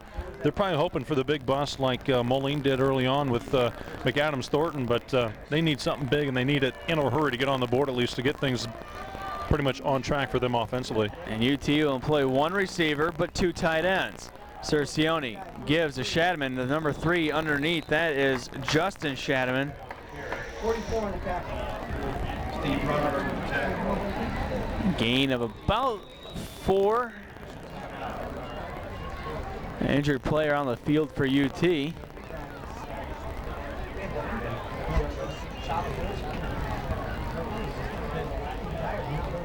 It looks to be their fullback, Smolinski, 53. Yeah, it's kind of tough the way they're laying down and from us being at this vantage point, but all we know is he's a pretty darn good-sized kid. We mentioned a little bit about that before at the end of the third quarter. You know, you go off the program, but you kind of take it with a grain of salt at the same time. You see some guys, you know, walking through the halls at school, 5'7", 5'8", you know, maybe 150 pounds. I'd be surprised a kid gets 15 pounds of equipment on him. He suddenly grows 6 inches and gains 80 pounds. But that happens sometimes on a football program. And a lot of the times we talked about it earlier. It's humorous most of the time. Yeah, you kind of go in and go, coach going to ask you what size you want to be this year. All right, I'll be 6'4", 235. I know that's the way it was when we played. Because that's what everyone does when you get a roster of the other team, that's what you do. You size them up, 6'4", 6'5", 6'3". This kid weighs 280. This kid's huge here. And then you look at him and, you know, Kind of a sight game. Yes, it is, very much so, and that's part of the fun of doing that in high school. How big do you want to be? 2nd and 7, Cercioni throws out in the flat, just out of the outstretched arms of his intended receiver, 37, Aaron Schoenfeld. Well, it looked like Scott Malcolm almost had a hand or an arm around the backside of him, and UT over there, the fans kind of wanted a penalty there, and it was a pretty close play, but we talked about it. They got to go to the pass, and something they haven't done a whole heck of a lot this season. When they're not comfortable doing that, it's pretty difficult to attain, and that's what we're seeing so far at UT. Put behind, one of the few times this year they've probably had to play from behind, and now they'll employ 2 receivers, one wide left, one wide right. Cercioni straight drop back, looks, fires over the left side, tipped in the air and incomplete. Intended for number 83, Ryan Rangel. And bang coverage put on it by Moline's number 9, Scott Malcolm. 2 plays in a row. Malcolm right there, pretty close plays, and those are questionable ones too. And guarantee UT and their coaching staff and their fans not too happy with the 2 calls there. That was one they really needed to keep this thing going, and Moline going to be back on offense. It's not what they want to see with a very good running game so far tonight. Nathan Wren, or Adam Wren, Patrick Wren and Nathan Lynn back to receive this punt. And it takes a bounce and is finally stopped at the 40-yard line. And talk about a favorable spot. That's a pretty good, now they're saying it was touched. And they're going to move the ball up, whereas initially touched. One of the UT players swatted at it and tried to knock it farther down the field. So they're going to put the ball at where that was marked, and that's the 46-yard line. Yeah, I think he was just kind of hoping that ball didn't pop back the other way and go kind of negative yards for UT. So is it not really a bad play by the young guy to kind of swat it away to make sure it doesn't come back their own way. A couple of tight ends and a couple of wings again for Moline. Molina gives it off to number 34, and that is Brad Hines. Hines on the run is going to lose a couple of yards, making it 2nd down and 13. Yeah, Jeff Freeman on the stop, the senior, 6 foot, 185. As you kind of, one of those things you kind of wish you could say everybody's name on the air. Of course, when they watch the game later on next week, able to say, hey, they yelled my name on the air. It's always fun. We can go down after the game and just scream off the rosters if you want to. It's Molina. That looked like a busted play, and Molina is lucky to get a yard or 2 out of that he did, reaching up to the 45-yard line. But I tell you what, we might not be able to get everyone's name on the air, but as you look over this crowd, we look out the windows here, you see some jackets, sweatshirts, maybe a Brave Soul in the t-shirt. But some of the kids down there in the Moline student section in the front row are showing you why they love high school football. They are going shirtless, all guys. Yes.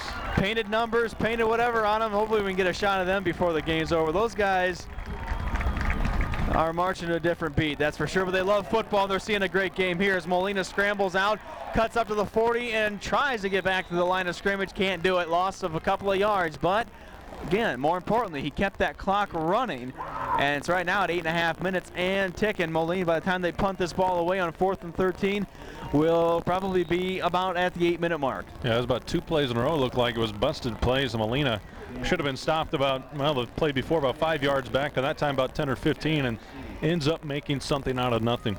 The Shadowman twins are back to receive Molina's Burris's kick. And the ball is loose on the ground, and he's got to eat it, and that hurts. It takes away your return. It loses you 5 yards by number 3, Justin Shadowman.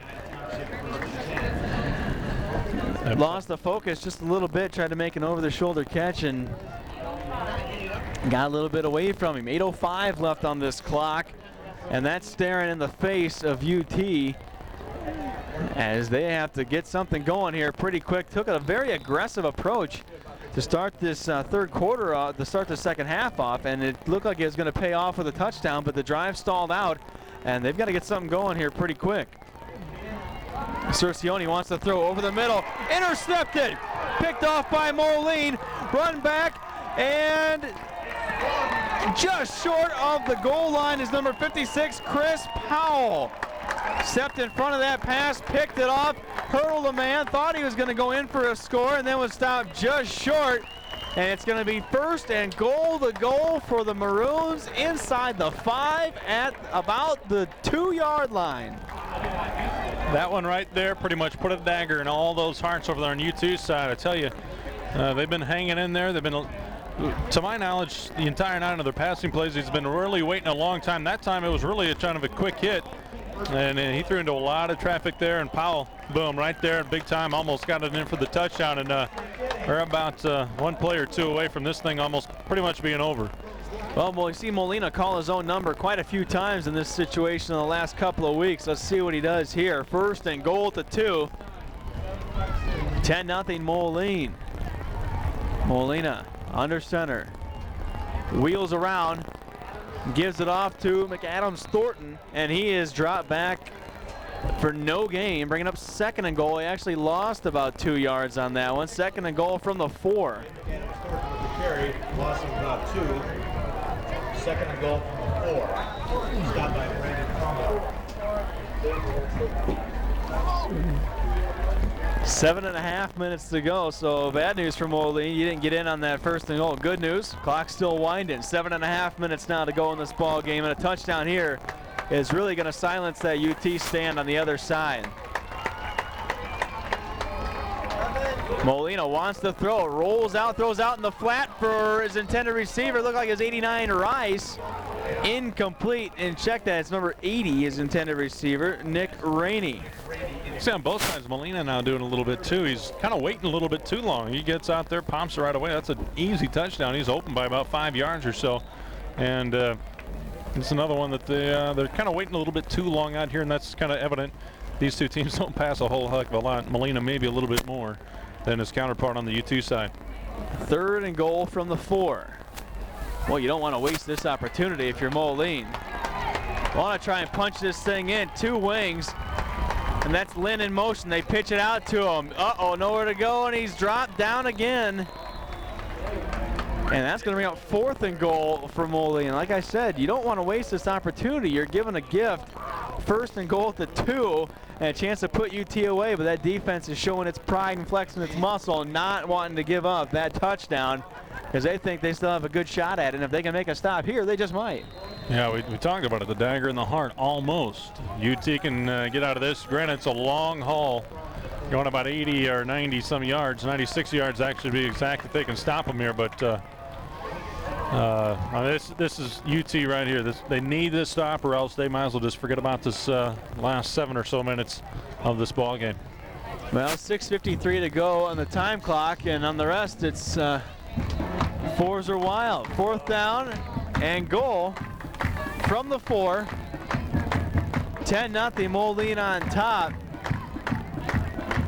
after the interception by the Maroons. Chris Powell, 56, set him up. First and goal at the 2. Couple of runs that backfired and a pass, and now we're at 4th and goal at the 4, and see what Moline can do. This is a big play for them, even though they're up 10-0. Got to put it in for a score. You know, like you said, maybe put the game away. They don't put it in. Turn it over on downs. UT's got some excitement and 7 minutes left to work with. Yeah, Moline, a team that's not ranked, although they're undefeated on the season. They probably think a little bit of pride here. They probably think they deserve to be ranked, and right now they're playing like a ranked team. And now Nathan Lynn's going to try a field goal. Kick in the air. Nice kick by Lynn, and it is good. So a 21-yard field goal by Nathan Lynn makes it 13-0 in favor of Moline. We'll take a break with that. Moline up 13-0 in the 4th quarter on AT&T Cable Services, Channel 38.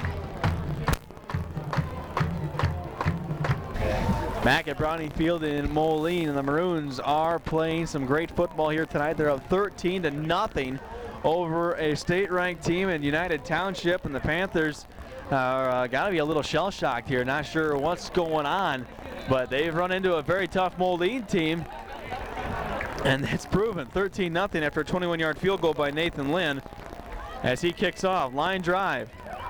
Bounce on the ground, going to be picked up by number 3, Justin Shatterman. Running across the field, has the corner, to the 35, to 40, 45, just tripped up there. Just shy of midfield, the 48-yard line. Scott Malcolm with the tackle. And touchdown saving tackle, I must say, is Shatterman picked up that ball. It touched a couple of UT players. First, he picked it up, ran to the far side of the field, and got around the wall, and it was a foot race. Yeah, that field goal really, Moline got points to the board, but UT's got to be sinking there going, man, well, we're still in this thing. If they get the touchdown 17-0, you're not going to come back, but 13-0, you can do that. Split backs and a wing to the right side. Pitch out. This is Lejeune. Nowhere to go, but down, and minus a couple of yards at that, as number 34, Brian Lejeune, dropped for a loss of a yard. 2nd and 11 now. And what hurts UT on that is the clock still runs with the run, 6:15 and ticking away. Yeah, they're not used to it, but they're going to really have to start throwing that ball quite a bit. And it's got to be quicker hits, but they're going to continue to look like go with the run. Now Cercioni wants to throw. Nice catch out in the right flat by number 84, Brian Seals. That's going to move the ball in the Moline territory to the 37-yard line. Well, that passing game, down. I was going to say that passing game, really, we talked about it. It's what they got to do, and they kind of faked it out with that run look on their offensive set, but they went with that nice little pass play and got themselves some extra yards, and who knows.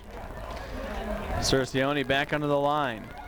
Smolinski underneath for only a couple, down to the 35. 2-yard gain on the play, sets up 2nd and 8. 5.5 minutes to go. U.T.H.S with the tackle. Gain of 2, 2nd and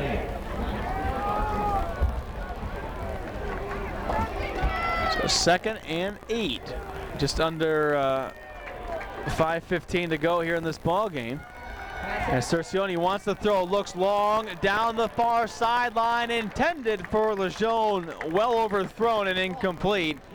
And that brings up a 3rd and 8 now for the Panthers. Now we talked about on the onset, 10-game losing streak for UT. That's not the only thing UT wants to start doing. They've been shut out 2 of the last 3 times these two teams have faced each other, and right now they got that big old goose egg up there, down 13-0, a little over 5 to go here in the 4th. Yeah, to lose was one thing, but to be shut out is an entirely different thing altogether, and that's, I guarantee you, what UT is thinking about right now. Whether they win or lose this game, they don't want to get shut out, and they're going to try whatever they can to get some points on the board. 3rd and 8 right here, 5:08 to go in the ball game. Cercioni wants to throw under some pressure. Burris had him, but lost him. Cercioni's going to run to the 30 and drop short of the first down marker to the 29-yard line. Nice open field tackle by Steve McDowell. I'll tell you, McDowell, we talked about him in the first half. He has been their defensive savior pretty much the entire game, and he continues to come up with big play after big play, and he does it right there. He doesn't get him, that guy is at least going to be down there another 10 or 15 more yards on that rush attempt. So the Panthers burn a timeout. 4th and 2 with 4:40 to go here in this ball game. Moline has played a great ball game tonight, 13-0. They lead it. As looking out over the crowd, filled crowd on both sides. And like I said, the diversity, you got people in winter coats, sweatshirts, windbreakers, gloves, stocking hats, and of course, no shirts. And you got to look off the across the way UT. I'm sure most of their crowd is still in attendance, but they got to be, like we talked about it, they're just probably awestruck that they're getting just manhandled right now by Moline. Not that they're Moline's put up a lot of points on UT's good defense, it's just they have got nothing going. You look at the numbers, almost 34 points a game coming in, and UT just absolutely getting almost nothing done today. They've had their chances, a couple of good drives, but nothing really sustained, and they need something big here on the 4th down conversion. This is the biggest play right now tonight for United Township. They need to get a 1st down here. Smolinski, you're only back in the backfield. Cercioni wants to throw. Here comes the pressure, dancing away, still on his feet, got the 1st down, and is brought down inside the 25-yard line. Big play right there. I mean, I talked about it. That's pretty much the ball game right there. He doesn't come up with it. Looked like he should have been tackled about 2 or 3 different times in the backfield. Just wanted it enough to get out of there and get that first down. Big pickup for UT. And good heads-up awareness by Cercioni to know where he had to get to for the sticks before he tried to break any more tackles. He wanted to get across that marker, and he did it. 1st and 10, 4:13 to go. Cercioni wants to throw again. Under some pressure from Burris, gets away, throws on the run, tipped, and then drops down to the turf, incomplete. Very surprised that UT has not come out like we talked about it. Those quick hits to the out, because they're just really playing very far off the UT wide receivers on both sides, and very surprising they're not doing a lot more about it. 4:06 to go here in this ball game. 13-0 in favor of Moline. UT trying to get some points on the board, and they are less than 2 scores down. If they could get a touchdown here, a little onside kick action might be able to get them back into it, but they need to score first. Slant pattern almost picked off by Moline. Cercioni puts a mustard on that one, and Dustin Woods, I think it got to him before he knew what hit him. Yeah, they're trying that quick little slant there, and if he's not there, that's probably a decent-sized gainer, but one of those, like you said, he didn't know it was coming. And if he would have had about a split second more to think about, he probably would have had the interception. Maybe had some room to run it back.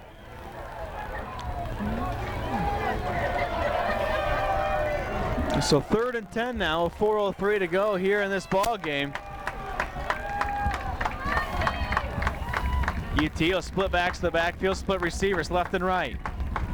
Cercioni throws a fade down the sideline, incomplete and out of bounds. Closest receiver was Colin Goebel, and that brings up 4th down. Yeah, Goebel actually, I believe, is the guy that actually started the season out as their main quarterback. We talked about it that coming in, Cercioni only 11 attempts on the year, and he's probably doubled that at least tonight. Seems like he's thrown about 20 times, but Goebel coming in 26 attempts, only 3 completions. That's why it's hard to say. Cercioni maybe only a game or 2 back there in the quarterback position. 4th and 10, 3:58 to go. Cercioni wants to throw again.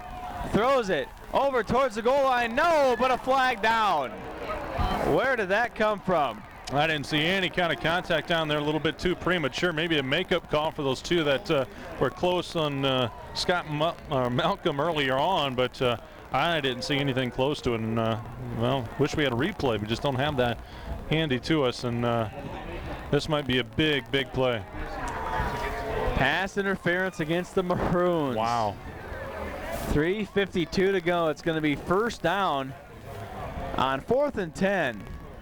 That's what really makes it sting. You know, 4th and 10, and it's going to be a 1st down just outside the 10 at the 12-yard line of Moline. So UT, they still got still have a breath going here. Still playing away off those wide receivers on the far side over there, about 10 yards off.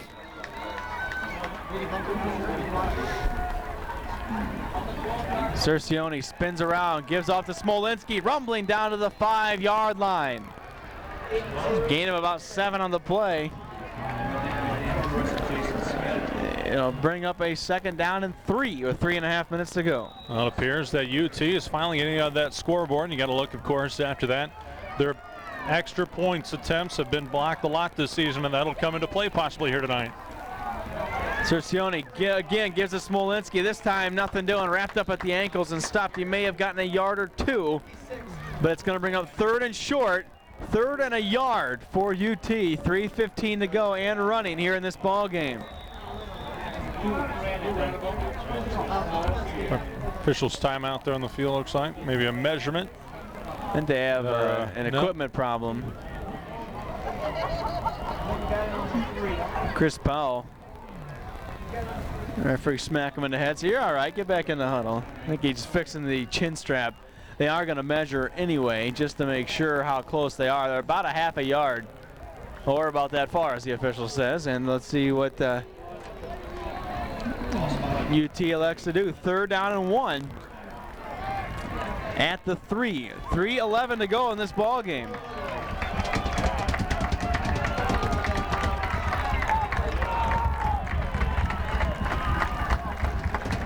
Cercioni under center. Sends a man in motion, they pitch to him. It's Lejeune knocked down in the backfield and back to the 4-yard line. Chris Powell with the tackle. And a timeout taken by UT. 2:56 to go. And here is another huge play for UT and for the Moline defense. Moline thought they had him stopped there on a previous 4th and 10. Pass interference call gave UT a fresh set of downs. They've got 9 yards on the first 3 plays, and they're 1 yard short on 4th down, and this is a huge one because a first down here makes it 1st and goal, or if they can get a couple yards, they cut this lead in half. Yeah, if you're a UT fan, you probably almost wish they would have ran it right up the gut. Seeing a lot of pitches that really just strings it out, and it takes a long time to develop, and that one did. Moline just really, they've got a lot of quick guys on the defensive line, linebackers and defensive backs. They're just quick enough to get in there and snuff that play out, and they did a good job there, kind of strung it out and just nowhere to run.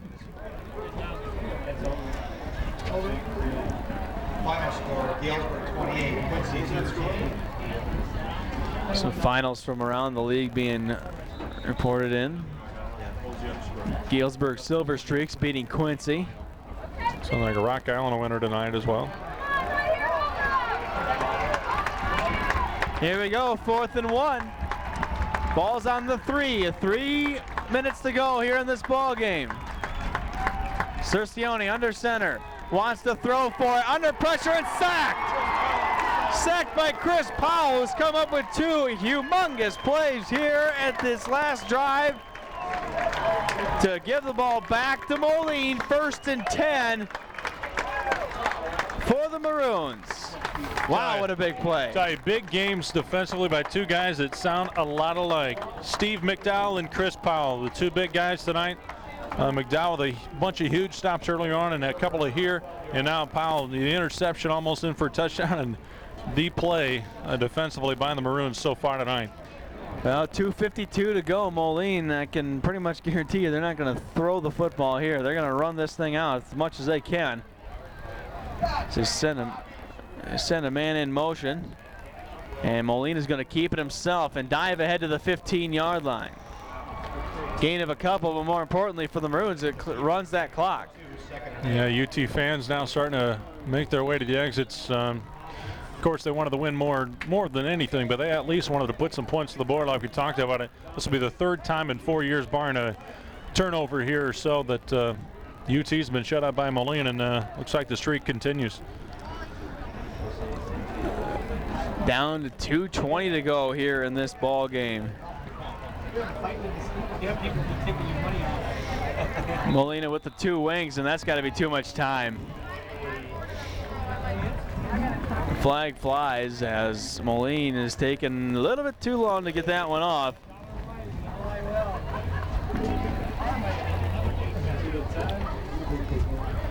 Well, they're trying to make the most out of the clock, of course. It's what you want. Just continue that thing to run and run. You pretty much 1 first down will seal you a victory, but or at least seal this game to be over.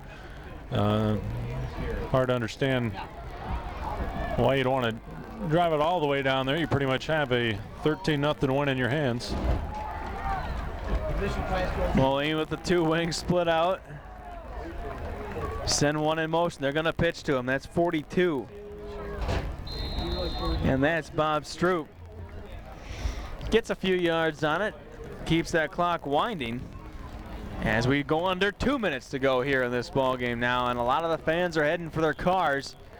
Some of them had to walk a pretty long distance to get to where they need to go, and 5-10 blocks. We're 2 of them. Once again, the Powder Club football game. Just to remind you that tapes of this ball game are available for purchase. Tuesday here at Browning Field. Admission is $2. If you're interested in buying a copy of this game, you see the advertisements for it during the game. And get yourself a copy of tonight's action, as running the ball for Moline was Brad Hines. Officials will stop the clock for injury time. A couple players are down. All UT really has left to do here tonight is maybe try and get that ball in the end zone. It's pretty much a, I don't want to say totally impossible, but it does not look likely that they're going to be able to grab that much needed and much desired win against the Moline Maroons tonight. Well, we talked about it right before the game that Moline maybe feels a little slighted. You know, they come in 5-0 overall, 2-0 in the conference, and you know, yet they seem almost at a disadvantage, almost as the underdog to UT, and that puts a pretty big chip on your shoulder. And you know, Moline has successfully defended that as they're up 13-0 with a minute 24 to go. As Moline's going to punt the ball away, Burris to Shadaman. And UT is going after it. Almost got it. Punt away, a little knuckleball kick. Fielded at midfield by Shadaman. Dances left, dances right, comes right. Gets 10 yards and about a 14-yard return. Out of bounds with 1:14 to go. Shadaman kind of looked like he was a deer in the midst of about 18 hunters out there, as those guys were just surrounding him. And just a miracle that he got any kind of yards on that punt return. But I'll tell you, he did not have anywhere to run. It looked like at first, as you mentioned, UT going for it. That laid nobody back there to block for the guy. 1st and 10 for the Panthers. Lejeune split out to the left side.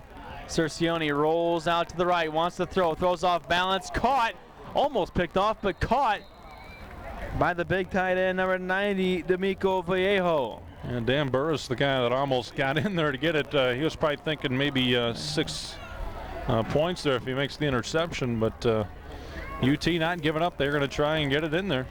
Vallejo's made a couple of nice catches tonight.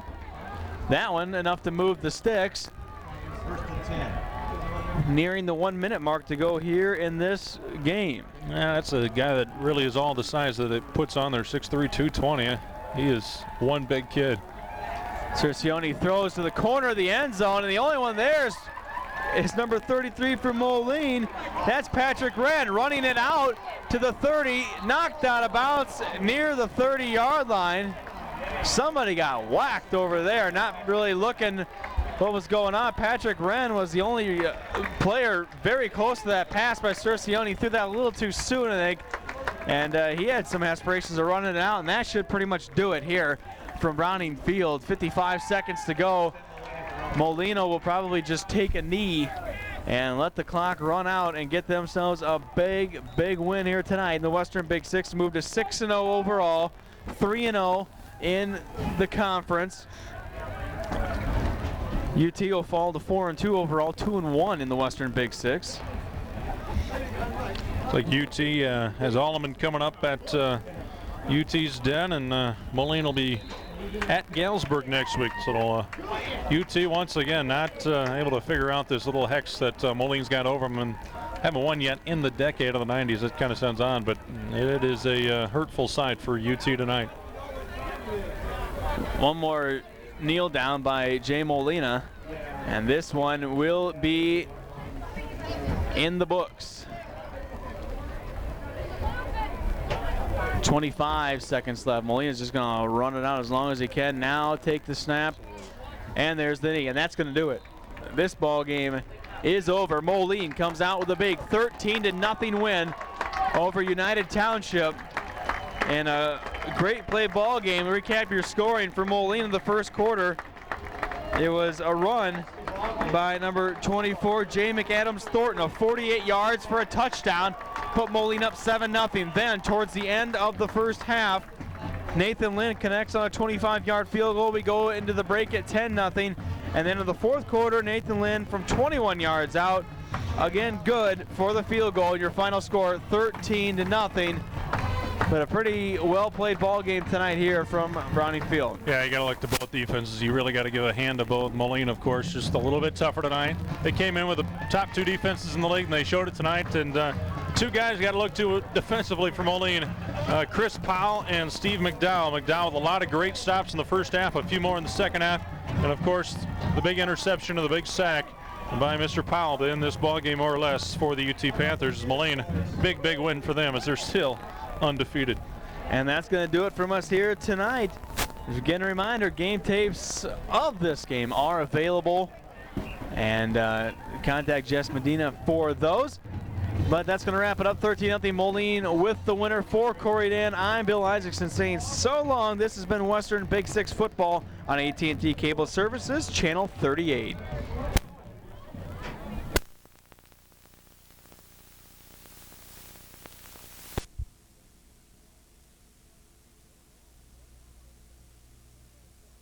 Down, nice tackle. Great run and a 20-yard pickup. Nate Jacobs brought him down at about the 15, or he was gone. Great run by Mallory. And one thing, Straley does a good job of throwing around. 2 weeks in a row, we've seen him do some nice things, but Mallory definitely can create. Mallory's showing some real quickness there. This may be a shake-up in the next few weeks. Keep your eye on the box score and the programs and see if Mallory may get a little more PT at the QB position. He plays a little wide out as well, and Hal Straley's a good enough athlete. You may see him out at wide receiver. Look what PV did. 42-6. Central, there's Mallory. He likes to set up that right side. He does. Sure. Throwing to the 5. It looked like it was caught. Complete. Let's see. No, it wasn't. Far side of the field, tough to read that. Can't read that number at. Now it was hard just to see if he caught it, let alone the number. 2nd and 10. Inside the 20. Spotted on the 19 on the right hash. They're Central in the huddle, the Blue Devils. They trail in this one 42-6. 5:14 left.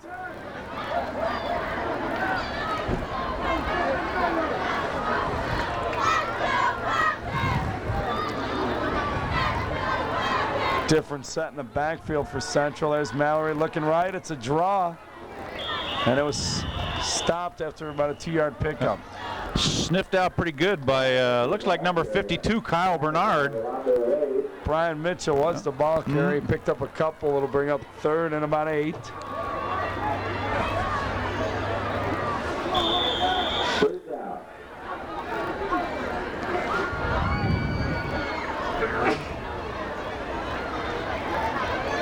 One thing about a lopsided score, a lot of people get to play. That's the good thing for the winning team, the bad thing for the losing team, I think. 3rd down. Low movement, they're not calling it anymore. That right side setup, and look who's tucking it and running it and getting the 1st down again. Yep, and he's going to get that 1st down too, I believe. Marvin Mallory, I think he got it. 5'8", 160. Yep. Wide receiver, defensive back, and backup quarterback, and that's where he was getting it done. He threw the touchdown pass to Shanks earlier. Finally shoved out of bounds by J.R. Taylor. J.R. Just a hair shaking up there. He's coming off. Looking for a replacement. 1st and goal. Spotted on the 7. Look for Mallory to roll right. And that's what he does. Good prediction. And lost it in the end zone. That's a play I think you were talking about, Ty. It didn't work. I don't think he threw it quite high enough.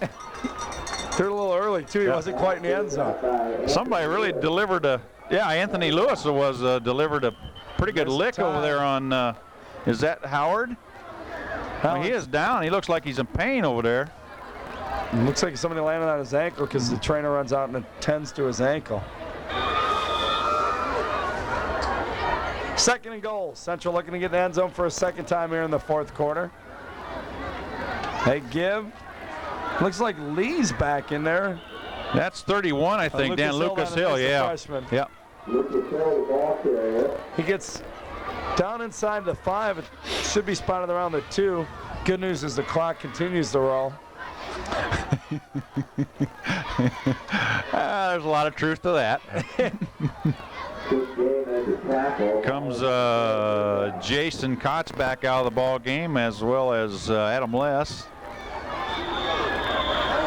Anthony Lewis over at the cornerback. 3rd and goal. Trying to punch it in. Hill deep at the eye. Stand up position. They're going to pitch it to him. Lucas Hill again in it. Yep. Nice pursue and way to shut it off by North. J.R. Taylor on the tackle, I think, again. J.R.'s had himself a pretty good 2nd half here. So 4th and goal. Naturally Central going for it.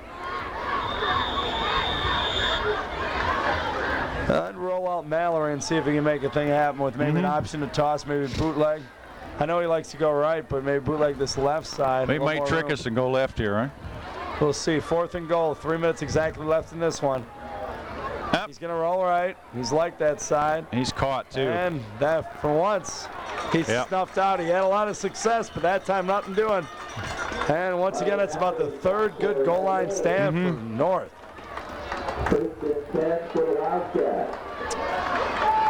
North will take over. 2:42 remains. And you should see him just try and run out the clock. Chris Dilly out on the hash, high-fiving everybody.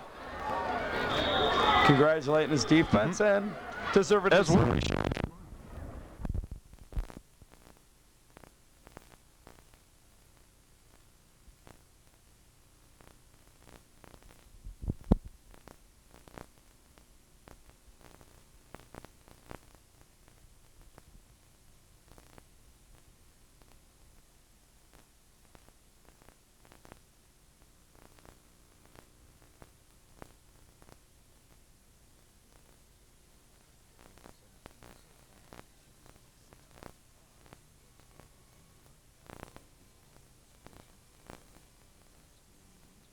Top of Central, 42-6, about 2.5 minutes left.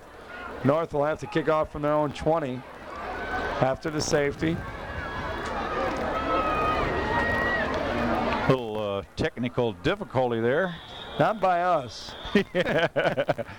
By Jess. Stinky. Kick off. Caught at the 40. Oh, he broke 3 tackles now, going for a fourth tackle. Still on his feet. What a great job by Brian Mitchell on the return. Got past midfield. Finally brought down J.R. Taylor again, Bobby Warren, Rolando Wade. Brian Mitchell returns the ball to 45.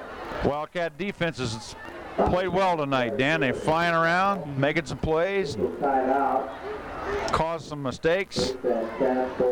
And Central, we got somebody limping off the field, looks like, over there. Is that an 86 perhaps? I don't want to say a name, but it could be stalled. 1st and 10. Yeah, I can't tell from. I hope he's okay. It's just a twisted ankle or something. Especially this late in the game, and I hate to see anything happen. So 1st and 10, ball spotted on the 45. Or thereabouts.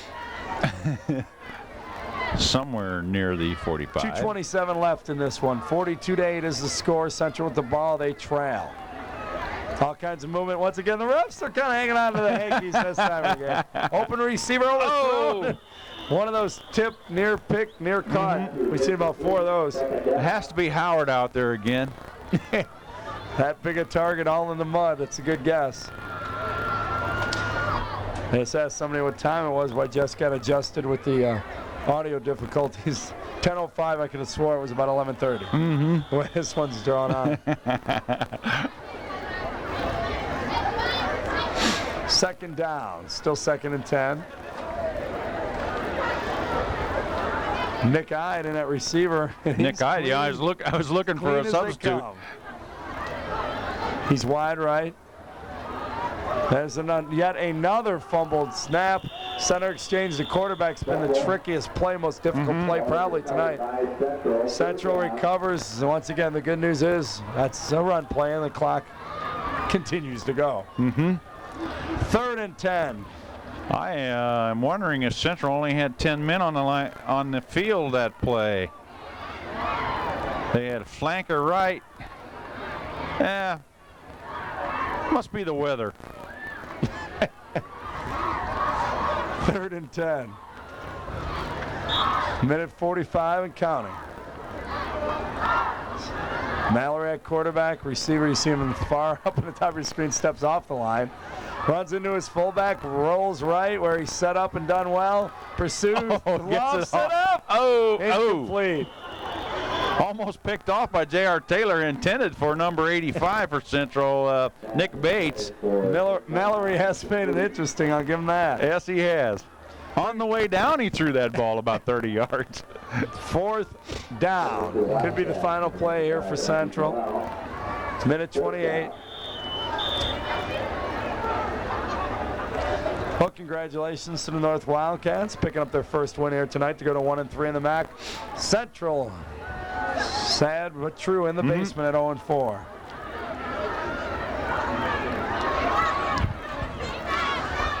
Hyde is wide right. Now, is there 10 men on the field here, or is it just me? No. I don't see a tight end over here. I swear it's been this whole series, Dan. 1, 2, the incomplete, 3, 4, 5, 6, 7, 8, 9, 10. You're right. There was. Yeah, I think the whole series there. Wide right. There was a tight right, and there was no receiver. Yeah, there was no right. Flanker left. Right. Whatever. I counted them about 4 times. Because Zide's lining up as a flanker in the backfield. There should be a split end left. Yes. And an explosive offensive win. One thing they not only learned they can win, they learned they can put some points on the board. Wildcats celebrate. We want to thank the Independent Insurance Services on East Locust.